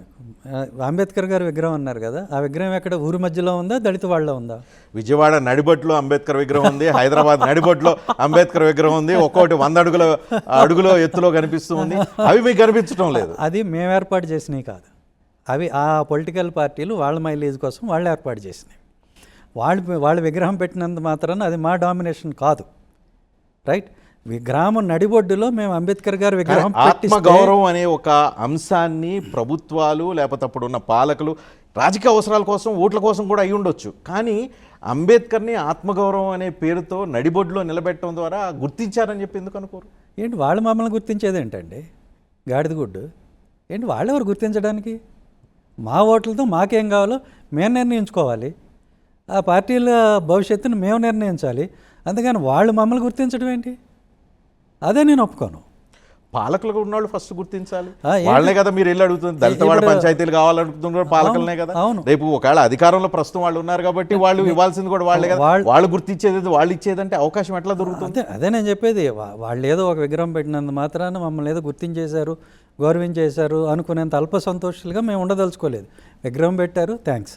కానీ విగ్రహం పెట్టినంత మాత్రాన ప్రతి దళితవాడలో అంటే ఇప్పుడు 12,000 పంచాయతీలు ఉన్నాయి, 12,000 గ్రామాలు ఉన్నాయి. 12,000 గ్రామాల్లో మా ఆధిపత్యం ఉందని కాదు కదా. 12,000 గ్రామాల్లో ప్రతి గ్రామంలో నడిబొడ్డులో అంబేద్కర్ విగ్రహం పెడితే అప్పుడు నేను ఒప్పుకుంటాను మా డామినేషన్ ఉంది అని. లేదు కదా. ఎక్కడ పెట్టుకునేది? మా దళిత వాళ్ళను పెట్టుకుంటాం. మీకు మీరు స్వతంత్రాన్ని అనలైజ్ చేయండి, ఇండిపెండెన్స్ని మన ఆంధ్రప్రదేశ్ వ్యూ పాయింట్లో అనలైజ్ చేయండి. స్వతంత్రం అంటే ఏంటి? బ్రిటిష్ వాళ్ళు వెళ్ళిపోయారు, ఎలక్షన్లు వచ్చినాయి. ఎలక్షన్లు వచ్చిన తర్వాత ఆంధ్రప్రదేశ్లో దళితులకు కానీ మిగతా వాళ్ళకి కానీ ఉన్న ఆప్షన్ ఏమిటి? అయితే అచ్చిరెడ్డిని లేకపోతే పిచ్చిరెడ్డిని అనుకోవటమే. అంటే కాంగ్రెస్ పార్టీ నెగ్గితే రెడ్డి గారు ముఖ్యమంత్రి అవుతారు. అంతే కదా. 60 సంవత్సరాల పాటు జరిగింది. ఇందులో దళితులకి ఏం స్టేక్ ఉంది, దళితులకి ఏం సే ఉంది, దళితులకు ఒరిగింది ఏంటి?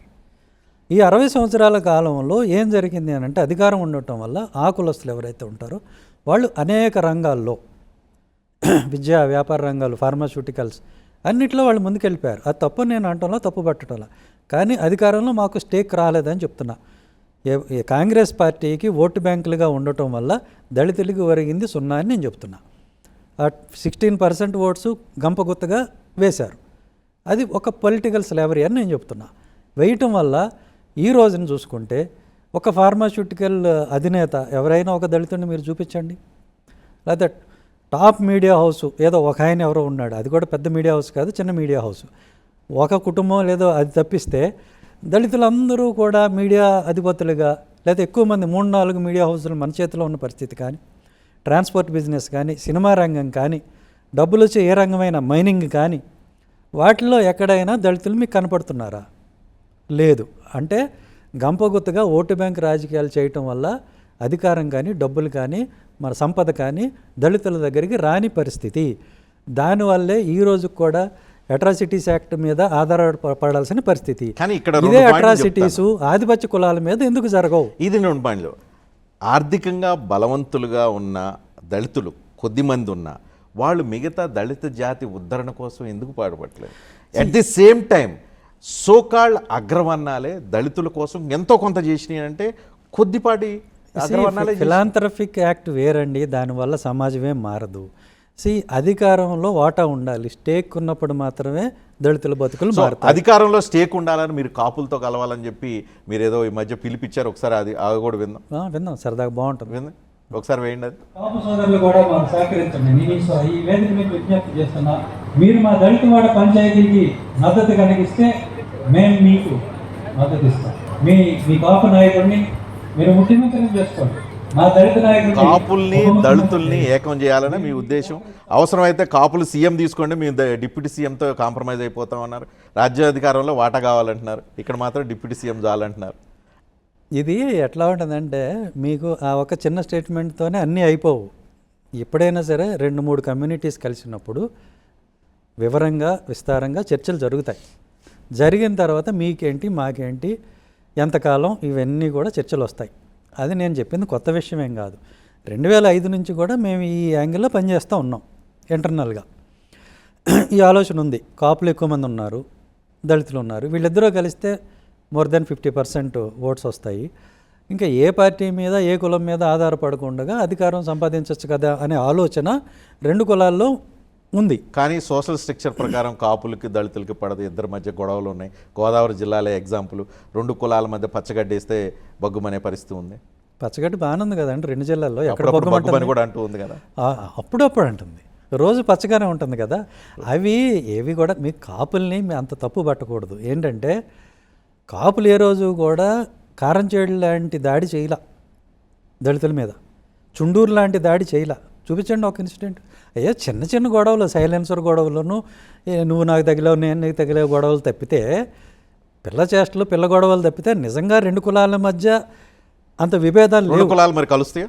ఖచ్చితంగా కలుస్తాయి. ఇప్పుడు ప్రస్తుతం కాపులకి ఐకానిక్గా ఆయన ఒప్పుకున్నా కాకపోయినా ఐకానిక్గా ఉన్న పవన్ కళ్యాణ్ దళితుల తరపున మీరు ఇంకోళ్ళు XYZ వెళ్ళి కలిసి మాట్లాడుకొని ప్రపోజల్ పెట్టి ముందుకు తీసుకెళ్ళగలిగే పరిస్థితి ఉంటుందా? ఏదైనా జరగచ్చు కదా, ఎనీథింగ్ ఈజ్ పాసిబుల్. ప్రయత్నాలు ఏమైనా జరుగుతున్నాయి? ఇప్పుడు చూడండి, ఇప్పుడు నిన్నటిదాకా మాలమాదిగలు కలవరని అన్నారు ఎప్పటికీ, కానీ ఈ రోజున మాలమాదిగ సోదరులు కలిసి పనిచేసి మందకృష్ణ మాదిగా మీరు కలవగానే సరిపోతుందా? మాలమాదిగలు కలిసిపోయినట్టేనా? మరి ఇంకా MRPS ఉద్యమం పుట్టిందే మాలలకు వ్యతిరేకంగా పుట్టింది. నేను 22 సంవత్సరాల నుంచి మందకృష్ణ మాదిగా అప్పుడున్న జూపుడి ప్రభాకర్ కావచ్చు, ఇంకో వీళ్ళందరితో అనేక డిబేట్లు చేశాను, మాట్లాడాను. మాలల వల్ల మాదికలకు అవకాశాలు దక్కలేదు, అణచివేయబడ్డారు. కాబట్టి వర్గీకరణ అనే ఒక ఉద్యమం వచ్చింది. అది అయిపోయింది, జరిగింది. సో అది రాజ్యాంగబద్ధంగా జరిగిందా విరుద్ధంగా జరిగిందా అనేది ఇంకొక డిబేట్. అది దానిలో సో మీరు మందకృష్ణ మాదిగా మీరు కలుస్తున్నాం అని అంటున్నారు. ఏ చారిత్రక నేపథ్యం ఉంది దీని కలవ? మందకృష్ణ మాదిగని కాదండి, ఆయన వాళ్ళ రిప్రజెంటేటివ్ మాత్రమే. నేను చెప్పేది ఏంటి అని అంటే మాల మాదిగ సోదరులు ఇద్దరూ కూడా కలుస్తున్నారు. దళితవాడ పంచాయతీ అనేది ఉమ్మడి ఎజెండా కాబట్టి దీని మీద కలిసి పనిచేద్దామని అన్ని చోట్ల ఒక సానుకూలత వస్తుందని చెప్తున్నా. పరిస్థితి మారుతుంది, మారిపోయిందని నేను చెప్పటంలా మొదలైంది. ఇట్లా ఇవన్నీ కూడా డైనమిక్. ఈ రోజు ఉన్నట్టు రేపు ఉండదు, రేపు ఉన్నట్టు ఎల్లుండి ఉండదు. మందకృష్ణ మాదిగా హిందుత్వ రాజకీయాలు చేసే బీజేపీకి అతి దగ్గరగా ఆయన పనిచేస్తున్నారు. మీరేమో క్రిస్టియానిటీ, దళిత క్రిస్టియన్లు అని మీరున్నారు. మీ ఇద్దరు కలయిక సాధ్యమవుతుందా, వర్కౌట్ అవుతుందా? ఎందుకు కాదండి, ఎందుకు కాదు? ఇప్పుడు రాష్ట్రంలో ఎప్పటికీ కలవవు అనుకున్న 2 కులాలు కలిసి అధికారాన్ని సాధించినాయి. కమ్మ కాపు. అలాంటప్పుడు ఆ 2 కులాలతో ఉన్న విభేదాలతో పోలిస్తే దళితుల మధ్య ఉన్న విభేదాలు అంత పెద్దవేం కాదు. మీరు కలవటం వల్ల ప్రయోజనం ఏంది? మీరు కాపులతో కలిస్తే కదా రాజ్యాధికారం సాధించగలుగుతారని ఇప్పుడు దాకా మీరు చెప్తూ ఉంది. అవును, ఆ కాపులతో కలిసే ప్రయత్నం ఏం చేస్తున్నారు, ఎలా చేస్తున్నారు? అందరూ కలవాలి కదా. ఇప్పుడు మా ఇంటెన్షన్ మేము ఎక్స్ప్రెస్ చేసాం, మీతో కలిసి పనిచేస్తాము, మనం అంతా కలిసి ఒక థర్డ్ ఆల్టర్నేటివ్ అనండి, థర్డ్ ఫ్రంట్ అనండి, ఇటువైపు వెళ్దామని ఒక ప్రపోజల్ ఇచ్చాము. ఇచ్చినప్పుడు రెస్పాండ్ అవ్వాల్సింది వాళ్ళు కదా. వాళ్ళు ఆలోచించుకొని వాళ్ళ ప్రపోజల్ ఏంటి, చాలా డిస్కషన్స్ జరుగుతున్నాయి. 2 ఏళ్ళు కాపుల ముఖ్యమంత్రి, 2.5 ఏళ్ళు, మిగతా 2.5 ఏళ్ళు మాల మాదిగా, లేకపోతే 2 ఏళ్ళు కాపు ముఖ్యమంత్రి, 1 year BC, 1 year Mala, 1 year Madiga, ఇట్లా రకరకాల కాంబినేషన్స్ అవన్నీ మనం ఇప్పుడు ఎందుకు బయట చెప్పుకోవడం? సీరియస్ ప్రపోజల్సే, సీరియస్ ప్రపోజల్స్. అవకాశం ఉంటుందా అంత? ఎందుకు? ఒకవేళ అదే జరిగితే ఆంధ్రప్రదేశ్ రాజకీయాల్లో చాలా పెద్ద మార్పు వస్తూ ఉంది. సోకాళ్ళ అగ్రవర్ణాలైన కమ్మ, రెడ్డి నుంచి ఆంధ్రప్రదేశ్ రాష్ట్రం అనేది కొత్త నాయకత్వం వైపు చూసే అవకాశం ఉంటుంది. అది సాధ్యమవుతుందా? కమ్మ రెడ్డిని కాదని చెప్పి కాపులు, దళితులు ఏకమై రాజ్యాధికారం సాధించగలిగే అవకాశం ఉంటుంది? ఖచ్చితంగా, ఖచ్చితంగా. ఎందుకంటే తెలంగాణ వస్తుందని మీరు అనుకున్నారా? నేను అనుకున్నాను. తెలంగాణ వచ్చింది కదా. అట్లానే ఏదైనా సాధ్యమే. రాజకీయ పందా అంటే ఎయిమ్ ద్వారా ఒక దళిత జాగృతి అనే ఒక ఆలోచన చేస్తారా? రాజకీయ పార్టీగా అవతరించడం కోసం ఏమైనా ఆలోచన చేస్తారా? ఈ రాజకీయ పార్టీ పెట్టకూడదు, అది తప్పు అని నేను అనుకోను. ఓకే, ఇది పొలిటిక్స్ అనేవి ఎవర్ డైనమిక్. ఒకటి మాత్రం ఖాయం, నేను ప్రధాన రాజకీయ పార్టీల్లో చేరి వాళ్ళ నుంచి బీఫామ్ తీసుకొని బానిసలా మాత్రం బతకను. ఇది స్పష్టంగా పెట్టుకోండి. పార్టీ పెడతానా లేదా, పెట్టే విధంగా పరిస్థితులు వస్తాయా లేదా అనేది భవిష్యత్తు నిర్ణయిస్తుంది. మీరు చేసే ఈ చర్యలు మొత్తం వల్ల ఒక పార్టీకి ఉపయోగం, ఇంకో పార్టీకి నష్టం కలిగించడం కోసం మీ చర్యలు ఉంటాయనంటే ఏం చెప్తారు? ఏ పార్టీకి నష్టం, ఏ పార్టీకి లాభం అనేది నాకు అనవసరం. దళితుల హితం, దళితులు బాగుండటం అనేదే నా ఎజెండా. అదొకటే పట్టించుకుంటాను నేను తప్ప ఏ పార్టీ ఏమైపోతే నాకేం అవసరం. కాపులు, బీసీల్లో ఉన్న యాదవులు, దళితులు అందరూ కలిస్తే మీరు ఖచ్చితంగా ఒక పెద్ద ఫోర్స్ అయ్యే అవకాశం ఉంది. కలవటం అనేది చాలా పెద్ద కష్టమైన వ్యవహారం. దట్టు పెట్టుబడిదారీ రాజకీయాలు జరుగుతున్న ఆంధ్రప్రదేశ్లో, డివిజన్ పాలిటిక్స్ జరుగుతున్న ఆంధ్రప్రదేశ్లో అంత ఈజీ కాదు. కానీ ఈ కలయికమంటూ జరిగితే రాజ్యాధికారం కోసం ఫైట్ చేసే అవకాశం ఉంది. రాజ్యాధికారం కోసం చేసేస్తే ఇందాక మీరు చెప్పినట్లుగా కాపులకు ముఖ్యమంత్రి పదవి ఇచ్చి దళితులు డిప్యూటీ సీఎంతో కాంప్రమైజ్ అయిపోతారా? లేదు డైరెక్ట్గా రాజ్యాధికారం కావాలి సీఎంఏ ఏం చేసే అవకాశం ఉంది? కాపు ముఖ్యమంత్రి కావటం తథ్యం భవిష్యత్తులో. ఇది రాసి పెట్టుకోండి. ఆ కాపు ముఖ్యమంత్రి పవన్ కళ్యాణ్ అవుతారా, ఇంక సంబడి ఎవరైనా కావచ్చు. ఆయన కాపే కదా, ఆయన ఎందుకు కాకూడదు? సో అవటం ఖాయం. ఎందుకు చెప్తున్నాను ఈ మాట అంటే, కాపు కులంలో ఆ చైతన్యం ఉంది, ప్రయత్నాలు చేస్తున్నారు. ప్రజారాజ్యం కావచ్చు, జనసేన కావచ్చు, 2 పార్టీలు పెట్టుకున్నారు, ప్రయత్నం చేశారు, ఒక అడుగు ముందుకేశారు. ఆ పరిస్థితి మిగతా కులాల్లో లేదు. కాబట్టి ఈ గేమ్ చేంజర్ అనేది మాత్రం ఖచ్చితంగా కాపు కులమే అవుతుంది అనేది నా విశ్వాసం. రెడ్లు, కమ్మలు వదులుకోగలుగుతారా రాజ్యాధికారం? ఎందుకు వదులుతారు? వదులుకోకుండా ఉండటానికి శాయశక్తిలో ప్రయత్నం చేస్తారు. సో ఆల్రెడీ పవన్ కళ్యాణ్ 15 సంవత్సరాలు నేను తెలుగుదేశంతో కలిసి ఉంటానని ఆయన బలంగా చెప్తున్నారు. ఆయన వెనకే మెజారిటీ కాపు కమ్యూనిటీ ర్యాలీ అవుతూ ఉంది. ఇదంతా మనం ఒక ఈ రోజున్న పరిస్థితి. అది ఒక 6 నెలల తర్వాత మళ్ళీ మాట్లాడదాం. మీ మేరకు మీరు ఇంతవరకు దళిత వాడ పంచాయతీ అంటున్నారు, దళితుల కోసం పనిచేస్తున్నాం అంటున్నారు, దళిత క్రిస్టియన్లకి రిజర్వేషన్లు దక్కాలని చెప్పి ఉద్యమం చేస్తామంటున్నారు. ఇన్ని చేసినా వైసీపీని కాదని దళితులు మీతో ఎంతవరకు వచ్చే అవకాశం ఉంటుంది? ఎందుకు అని అంటే ఇప్పుడు అందరికీ అన్నీ అర్థం అవుతున్నాయి. అర్థం కావాల్సింది ఏంటంటే, ఉదాహరణకి దళితులతో మిగిలే దళితుల హితం దళితులే చూసుకోవాలి. బెస్ట్ ఎగ్జాంపుల్, ఒక విషయానికి మాత్రం రఘురామకృష్ణరాజు గారికి మనం కృతజ్ఞతలు చెప్పాలి. ఆ క్లారిటీ ఆయన తీసుకొచ్చేసారు. ఎట్లా అంటే, ఆకివీడులో గొంతెలమ్మ అనేది దళితుల దేవత, రైట్? ఏ దళితులైతే గంపగుత్తగా వైసీపీకి ఓట్లు వేస్తారో వాళ్ళ దేవత. అక్కడ ఆకివీడు మున్సిపాలిటీలో అధికారంలో ఉన్నది ఎవరు? వైసీపీ. అక్కడ మున్సిపల్ చైర్పర్సన్ ఎవరు? వైసీపీ. 13 మంది అవుట్ ఆఫ్ 20, 13 మంది ఎవరు? వైసీపీ.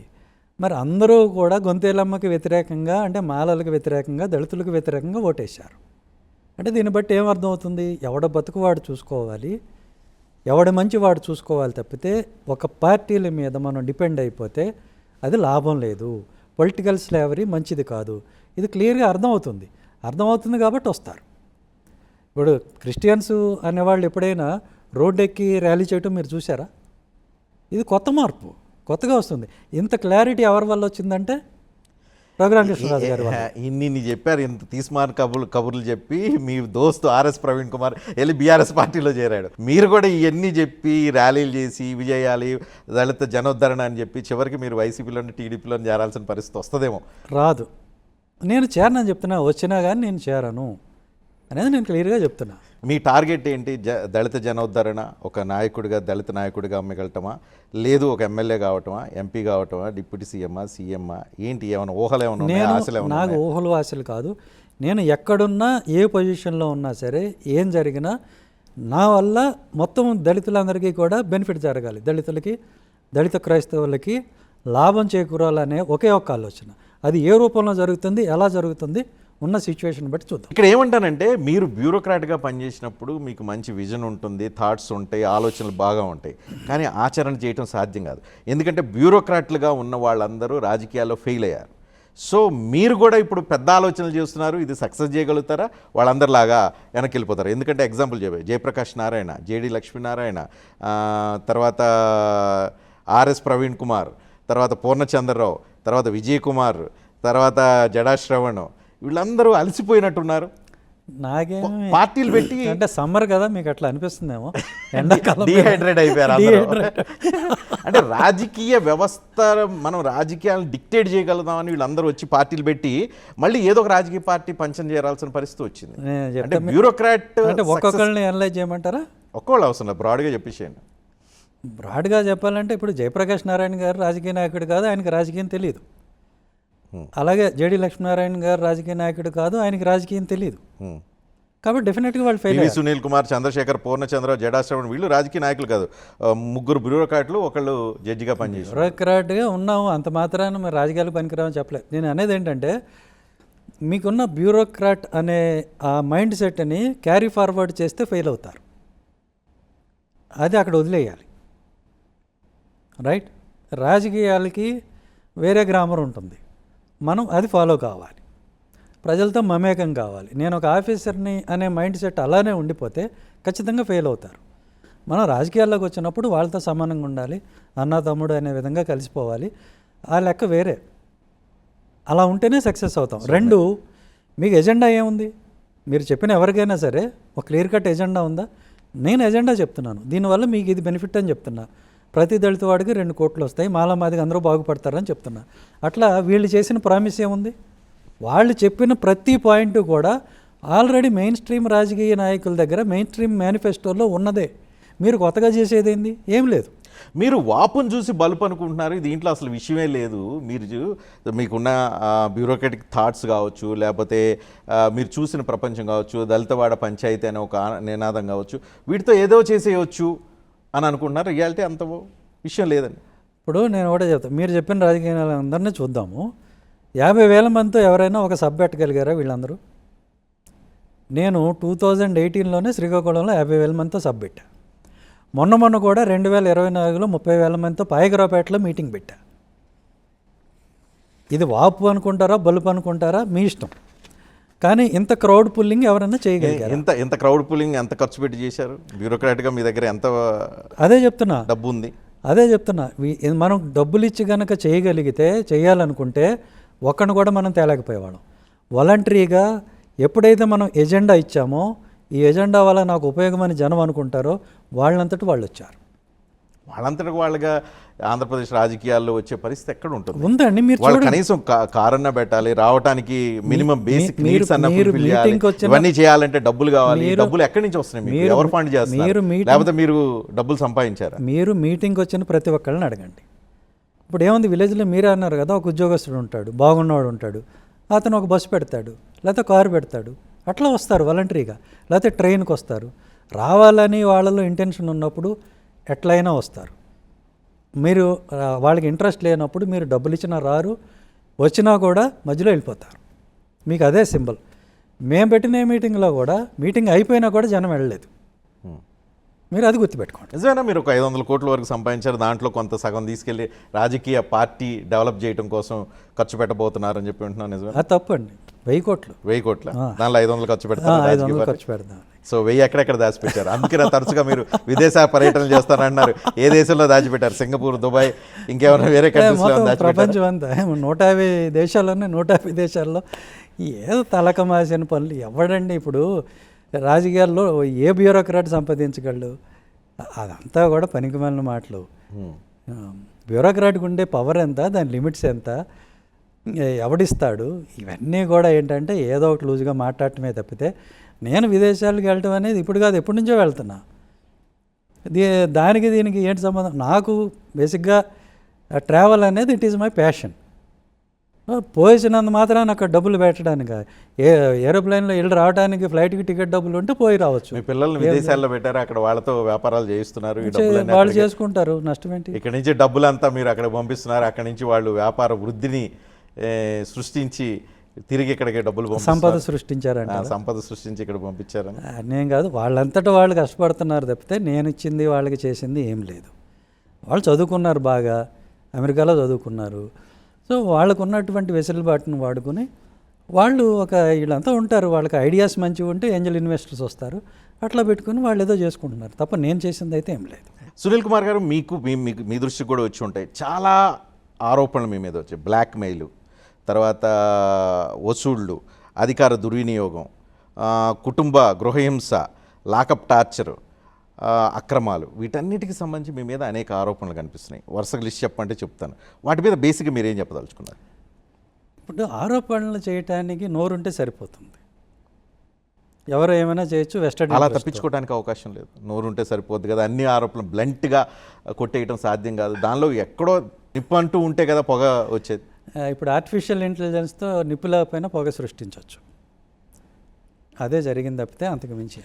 ప్రకాశం జిల్లా బాపట్ల 2 జిల్లాల్లో 400 మందికి అకౌంట్లో 15,000 రూపాయల చొప్పున వేసి డబ్బులు వెనక్కి తీసుకున్న మాట వాస్తవం కదా? ఆ అకౌంట్లు ఏంటో, ఆ నెంబర్లు ఏంటో చూపించమనండి. ఇప్పుడు ఇవన్నీ కూడా రైటింగ్లో వాళ్ళు సిఐడికి ఇచ్చారు, ఏసీబీకి ఇచ్చారు, ఎంక్వైరీ చేసుకున్నారు. ఇప్పుడు కాదు కదా, 2 సంవత్సరాల నుంచి. అందులో ఒకటైనా ప్రూవ్ అయిందా? పైగా ఎవడైనా బుద్ధి ఉన్నాడు జనం దగ్గరికి వెళ్ళి 10,000 వేసి 10,000 తీసుకుంటే వాడు ఊరుకుంటాడండి? జనం డబ్బులు టచ్ చేస్తే వాడు ఊరుకుంటాడా? పైగా 10,000 15,000కి అంత కొక్కుర్తి పడాల్సిన కర్మ ఏంటి? సిఐడి చీఫ్గా అగ్రిగోల్డ్ భూములకు సంబంధించిన వ్యవహారాల్లో మీరు బెదిరింపులకు పాల్పడి అక్రమంగా కొన్ని భూములు కొట్టేశారని చెప్పి మీ బినామీల పేరుతో రాయించుకున్నారని. అదే చూపించమన్నా, ఒక్క రికార్డు చూపించండి, సింగిల్ రికార్డ్. అగ్రిగోల్డ్ ఆస్తులు అనేవి ఏవి కూడా వితౌట్ కోర్ట్ ఆర్డర్ ఏది కూడా ట్రాన్సాక్షన్ జరగలేదు, ఏది కూడా, నాట్ ఈవెన్ సింగిల్ ల్యాండ్. అందుకే ఈ ఎలిగేషన్ల వరకే పరిమితం అయినాయి తప్ప ఇదిగో ఈ భూమి అని ఇతని నుంచి ఇతనికి వెళ్ళింది అని కానీ ఎక్కడో కూడా లేదు. సిఐడిలో మీరు ఉన్నప్పుడు కంప్యూటర్ల పేరుతో గుజరాత్ కంపెనీకి ఆడియన్స్ టెక్నాలజీ అనే సంస్థకు కాంట్రాక్ట్ ఇచ్చి 9 లాజిక్ అనే లోకల్ కంపెనీకి సబ్ కాంట్రాక్ట్ ఇవ్వటం ద్వారా మీరు డబ్బులు కూడబెట్టారని. మీరు చెప్తున్న సబ్ కాంట్రాక్ట్ ఏదైతే ఉందో అది సిఐడి పరిధిలో లేదు. ఓకే, ఇది టెండర్స్ పిలిచాము త్రూ పోర్టల్, పూర్తిగా ప్రొసీజర్ ఫాలో అయ్యి టెండర్స్ పిలిచాం. టెండర్స్ పిలిచినప్పుడు L1 ఎవరైతే ఉంటారో వాళ్ళకి అది అవకాశం దక్కుతుంది. ఆ తర్వాత అతను సొంతంగా చేస్తాడా, వేరే వాళ్ళని తీసుకుంటాడా లోకల్ పార్ట్నర్ని, అది మేము చెప్పం, అది వాళ్ళ ఇష్టం, రైట్? సో అందులోంచి అతను నాకు డబ్బులు ఇవ్వటం మీరు ఫోర్స్ చేసి సబ్ కాంట్రాక్ట్ ఇప్పించారు. నాకేం అవసరం అండి, నాకేం అవసరం లేదు. ఇవన్నీ కూడా పనికిమాలిన ఆరోపణలు తప్పితే సబ్స్టాన్స్ ఉంటే ఈ పాటికే యాక్షన్ తీసుకునేవాళ్ళు కదా అంటాను నేను. మీ కుమారులు రోహిత్, హర్ష వ్యాపారానికి కావాల్సిన సీడ్ మనీ ఇక్కడి నుంచే క్రియేట్ అయిందండి. అది అబద్ధం అండి, తప్పది. ఇప్పుడు ఇది మా థర్డ్ జనరేషన్ అండి. మా గ్రాండ్ ఫాదర్ హెడ్ మాస్టర్గా చేశారు, మా పేరెంట్స్ ఇద్దరు కూడా ఎంప్లాయీస్. ఆ రోజుల్లో రూపాయి ఖర్చు లేని రోజుల్లో రిజర్వేషన్ బాగా వాడేశారు అనమాట మీ కుటుంబం అంతా. వాడచ్చు. సో నా థర్డ్ జనరేషన్ కాబట్టి ఏదో డబ్బుల కోసం ఇవన్నీ చేయాల్సిన అవసరం లేదు, మాకుంది. జగన్మోహన్ రెడ్డి గవర్నమెంట్లో మీరు కీలకంగా పనిచేస్తూ తెలుగుదేశం పార్టీతో సత్సంబంధాలు, అక్కడ ఉన్న నాయకులతో సత్సంబంధాలు లాంటివి మెయింటైన్ చేసి ఒక నెక్సెస్ ఆ పార్టీతో మెయింటైన్ చేశారంటారు, నిజమైన ఒప్పుకుంటారు? నెక్సెస్ అనే మాట నేను ఒప్పుకోను. బట్ చంద్రబాబు నాయుడు గారి ప్రభుత్వం, తెలుగుదేశం ప్రభుత్వంలో 15 సంవత్సరాలు నేను అధికారిగా పనిచేశాను. చేసినప్పుడు ఆ స్థానిక నాయకులతోటి తెలియటం అనేది ఉంటుంది కదా, పరిచయం ఉంటుంది, రైట్? గుడివాడ ఎమ్మెల్యే వెనిగండ్ల రాముతో మీకు సన్నిహిత సంబంధాలు ఉన్నమాట వాస్తవేనా? వాస్తవం. మీరిద్దరు మనం క్రిస్టియన్ బాయి అనే టైప్లో మీరు రాము గారు క్రిస్టియన్ కాదు, వాళ్ళ వైఫ్ క్రిస్టియన్. అదే, వాళ్ళ వైఫ్ క్రిస్టియన్, బాయి అనే తరహాలో మీ ఇద్దరి మధ్య ఫ్రెండ్షిప్ బాగా చిగురించింది అంటారు. వాళ్ళ వైఫ్ మాకు దూరంగా బంధువు అండి. సో ఫ్రెండ్షిప్ అనేది కొత్తగా వచ్చిందేం కాదు, ఆయన బేసిక్గా మంచాడు మనిషి. ఇప్పుడు మీరు ఈ తెలుగుదేశం కూటమి ప్రభుత్వంలో మీరు అరెస్ట్ కాకుండా ఉండటానికి కాపాడుతుంది కూడా వెనిగండ్ల రాము అంటారు, నిజమేనా? అది నాకు తెలియదు. ఎందుకంటే నేను ఆయన అట్లా ఫేవర్ నేను ఎప్పుడు అడగలేదు, అది చేసినట్టుగా కూడా ఆయన నాకు ఎప్పుడు కూడా చెప్ప. మీ తరపున వెనిగండ్ల రాము కూటమిలో చంద్రబాబు నాయుడు దగ్గర పెద్ద లాబీ చేశారని చెప్పి పెద్ద టాక్. రాము గారు ఏమి లాబీ చేస్తాడు నాకు అర్థం కాదు. బేసిక్గా ఆయన సౌమ్యుడు, రాజకీయాలకు పనికిరాడు అని నేను ఆయన కూడా చెప్పాను. ఎంత మంచితనం ఉన్నవాళ్ళు పనికిరారండి రాజకీయాల్లోకి, మీరు రావద్దని చెప్పాను. కానీ లోకేష్ రెడ్ బుక్ నుంచి మీ పేరు తొలగిపోవటానికి, తుడిపేయటానికి కారణం ఏంటి? అసలు రెడ్ బుక్లో పేరు ఎక్కిందని మీరు ఎక్కడ చూశారు? మీరు ఎంత చేసిన తర్వాత రెడ్ బుక్లో పేరు ఎక్కలేదంటే రెడ్ బుక్కే అర్థం లేదు. అలా కాదు, నాకు అర్థమవుతుంది ఏంటంటే ఈయన పేరు ఎందుకు లేదని మీరు బాధపడుతున్నారు. చేసినా కూడా అంటే జగన్ ప్రభుత్వం ఉన్న టైంలో ప్రతిపక్ష పార్టీగా తెలుగుదేశం అన్ని విమర్శలు చేసిన తర్వాత కూడా మీ పేరు ఎక్కలేదంటే అసలు రెడ్ బుక్కే అర్థం లేదు. అట్లా అది కరెక్ట్ కాదు. రెడ్ బుక్ అనేది ఎవరి కోసం? ఇంటెన్షనల్గా వాళ్ళ డ్యూటీ కాకపోయినా చేసిన వాళ్ళ కోసం. నేను ఏది చేసినా నా డ్యూటీ కోసమే చేశాను. జగన్మోహన్ రెడ్డి కూడా అట్లానే మిమ్మల్ని చంద్రబాబు నాయుడు అరెస్ట్ అరెస్ట్ చేయమని, లేదంటే అక్కడ ఉన్న తెలుగుదేశం నాయకుల్ని కంట్రోల్ చేయమని మీకు ఎప్పుడు ఇన్స్ట్రక్షన్ ఇవ్వలేదు? లేదు, అలాంటివి ఆయన చెప్పరు. జగన్ గారు చెప్పరు, ఆనెస్ట్గా చెప్తున్నా. కేసు ఏదైనా ఉంటే కేసులో స్ట్రాంగ్గా ఉండమని చెప్తారు. ఇంటెలిజెన్స్ చీఫ్ సీతారామంజులు మీకు డైరెక్షన్ ఇచ్చారు. అవన్నీ అనవసరం. ఒకటి నేనేమంటానంటే సీతారామంజులు ఇంటెలిజెన్స్ చీఫ్గా అప్పుడు పనిచేసి తర్వాత ఇప్పుడు కూటమి ప్రభుత్వంలో అరెస్ట్ అయ్యాడు. సిఐడి చీఫ్గా మీ తర్వాత వచ్చిన సంజయ్ అరెస్ట్ అయ్యాడు. కానీ పివి సునీల్ కుమార్ మాత్రం ఎస్కేప్ అయిపోయారు. ఎస్కేప్ అవటం కాదు, ఇప్పుడు దళితని లేకపోతే మీ కులం మీకు ఇక్కడ అడ్వాంటేజ్ క్రియేట్ చేసింది. ఇప్పుడు సంజయ్ చేసిన పని నేను చేయలేదు. ఇప్పుడు చంద్రబాబు నాయుడు గారి మీద ఫైబర్ పొటెస్ కేసు ఏదైతే ఉందో ఆ కేసు సిట్లులో అప్పటికే ఉంది, నేనున్నప్పుడే ఉంది, రైట్? కానీ నేనుండగా చంద్రబాబు నాయుడు గారు అరెస్ట్ కాలేదు. మీరు చేయలేదా? మార్గదర్శి మీద ఆరోపణలు నేనున్నప్పుడే ఉన్నాయి, కానీ నేను కేసులు రిజిస్టర్ చేయలేదు. మిమ్మల్ని చేయమంటే మీరు చేయనన్నారా, లేకపోతే నేను ట్రాన్స్ఫర్ అయిపోయిన తర్వాత ఆ రెండు జరిగాయి. నీ క్లారిటీతో అడుగుతున్నా, నేను అరెస్ట్ చేయలేదా, లేదంటే అవకాశం లేదని వదిలేశారా, లేకపోతే జగన్మోహన్ రెడ్డి చెప్పిన మాట మీరు వినలేదా? మీరు మీ మూడిట్లో మీకు ఏది కరెక్ట్ అనిపిస్తే అది అనుకోండి. కానీ జరిగింది ఏంటంటే నేను చేయలేదు, తర్వాత వచ్చిన వాళ్ళు చేశారు. ఓకే, నేను చేయలేదని తీసేశారా మరొకట అనేది నేను చెప్పాల్సిన అవసరం లేదు, అందరికీ అర్థమవుతుంది. డిఫరెన్స్ ఆఫ్ ఒపీనియన్ అనేది ఖచ్చితంగా ఉంటుంది. ఒత్తిడి వచ్చిందా పోనీ మీ మీద? అవన్నీ ఇప్పుడు అది ధర్మం కాదు కదా. ఇప్పుడు మనల్ని నమ్మి ఎవరైనా ఏదైనా ఒక మాట మాట్లాడితే ఈయన ఫలానప్పుడు ఈ మాట మాట్లాడాడని మనం చెప్పచ్చా? చెప్పారా లేదా అనేది అది చెప్పకూడదు. ఆయన చెప్పినా చెప్పకూడదు, చెప్పకపోయినా చెప్పకూడదు, right? So whatever it may be, మీకు you read in between lines. నేనుండగా ఆ అరెస్టులు కానీ కేసులు కానీ జరగలేదు, తర్వాత జరిగినాయి అనేక. అంటే ఈయన చెప్పారు ఆయన చెప్పారని నేను అనను, కానీ అనేక రెఫరెన్స్లు వచ్చిన మాట వాస్తవం. దీనిలో కేసు లేదని నేను డిఫర్ అయిన మాట వాస్తవం. ఇవి రెండు మీకు తెలిసిన, ఇవి రెండే, తెలియని చాలా ఉంటాయి. సో అప్పుడు మీరు అరెస్ట్ చేయలేదు కాబట్టి చంద్రబాబు నాయుడిని, అప్పుడు మీరు అరెస్ట్ను వ్యతిరేకించారు కాబట్టి ఇప్పుడు మీరు అరెస్ట్ కాకుండా ఎస్కేప్ అయ్యారు అనుకోవచ్చు. మీరు ఎలా అయినా అనుకోండి, మీకు స్వాతంత్రం ఉంది. మీకు నాకు స్వాతంత్రం కాదు, రియాలిటీ చెప్పండి. మీరు రియాలిటీ వాస్తవాలు ఏంటో ప్రజల ముందుకు తెలియాలి, ప్రజలకు చెప్పాలి. మేబీ ఇప్పుడు ఆయన మైండ్లో ఏముందో నేను చెప్పలేను కదా. చంద్రబాబు నాయుడు గారు కానీ లోకేష్ గారు కానీ వాళ్ళు ఏమనుకుంటున్నారు నేను చెప్పలేను కదా. నేను అనుకోవటం ఏంటంటే నా మీద కేవలం ఆరోపణలు, గాలివాటం కబుర్లు తప్పితే ఆధారాలు ఎవరూ ఇవ్వలేకపోయారు. రియాలిటీకి దగ్గరగా ఉండేలాగా ఎన్ని ఆరోపణలైనా చేయొచ్చు, కానీ అందులో సబ్స్టాన్స్ లేనప్పుడు ఎవరేం చేయరు. అట్లా నా పట్ల న్యాయంగా వ్యవహరించారు చంద్రబాబు నాయుడు గారు ఇప్పటి వరకు అని అయితే నేను అనుకుంటున్నా. కానీ మీదంతా మీరు ఈ గంటసేపు మీద మాట్లాడింది ఏంటంటే, మాటలేమో వైసీపీ పట్ల ప్రేమ, జగన్మోహన్ రెడ్డి పట్ల అభిమానం చూపిస్తున్నాయి, చేతలేమో చంద్రబాబు నాయుడు పట్ల అభిమానం, చంద్రబాబు నాయుడిని సేవ్ చేయాలన్న కాంక్ష కనిపిస్తుంది. ఇంతకీ మీ లైన్ ఆఫ్ థాట్ ఏంటో అర్థం కావట్లేదు. నా లైన్ ఆఫ్ థాట్ ఏం లేదండి. మా ఉద్యోగం ఏం చేస్తాం, ఆ రోజున పొజిషన్ ఎలా ఉంటే అట్లా పోతాం అంతే తప్పితే లా ప్రకారం పోతాము. లీగల్గా ఇది స్ట్రాంగ్గా లేదనుకున్నప్పుడు రిజెక్ట్ చేస్తాం.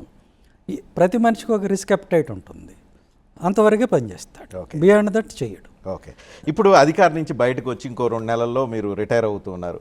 సస్పెన్షన్లో మీరు రిటైర్మెంట్ అయ్యేట్టు కనిపిస్తుంది. అది మీకు అవమానం అనిపించట్లేదా? ఇంకా కాలేదు కదా, అయినాక చూద్దాం. ఒకవేళ అయితే అవమానమేనా? అయితే డెఫినెట్గా అవమానమే. సో రిక్వెస్ట్ ఏమైనా చేసుకునే అవకాశం ఉందా చంద్రబాబు నాయుడుకి? అంటే మెరిట్స్ ప్రకారం పోతారు. నేను మళ్ళీ రిక్వెస్ట్ చేస్తే మార్చేది ఏముంటుంది? మెరిట్స్ ఆఫ్ ద కేసుని బట్టి పోతారని నేను అనుకుంటున్నాను. Okay, thank you very much and best of luck Sunil Kumar garu. Thank you.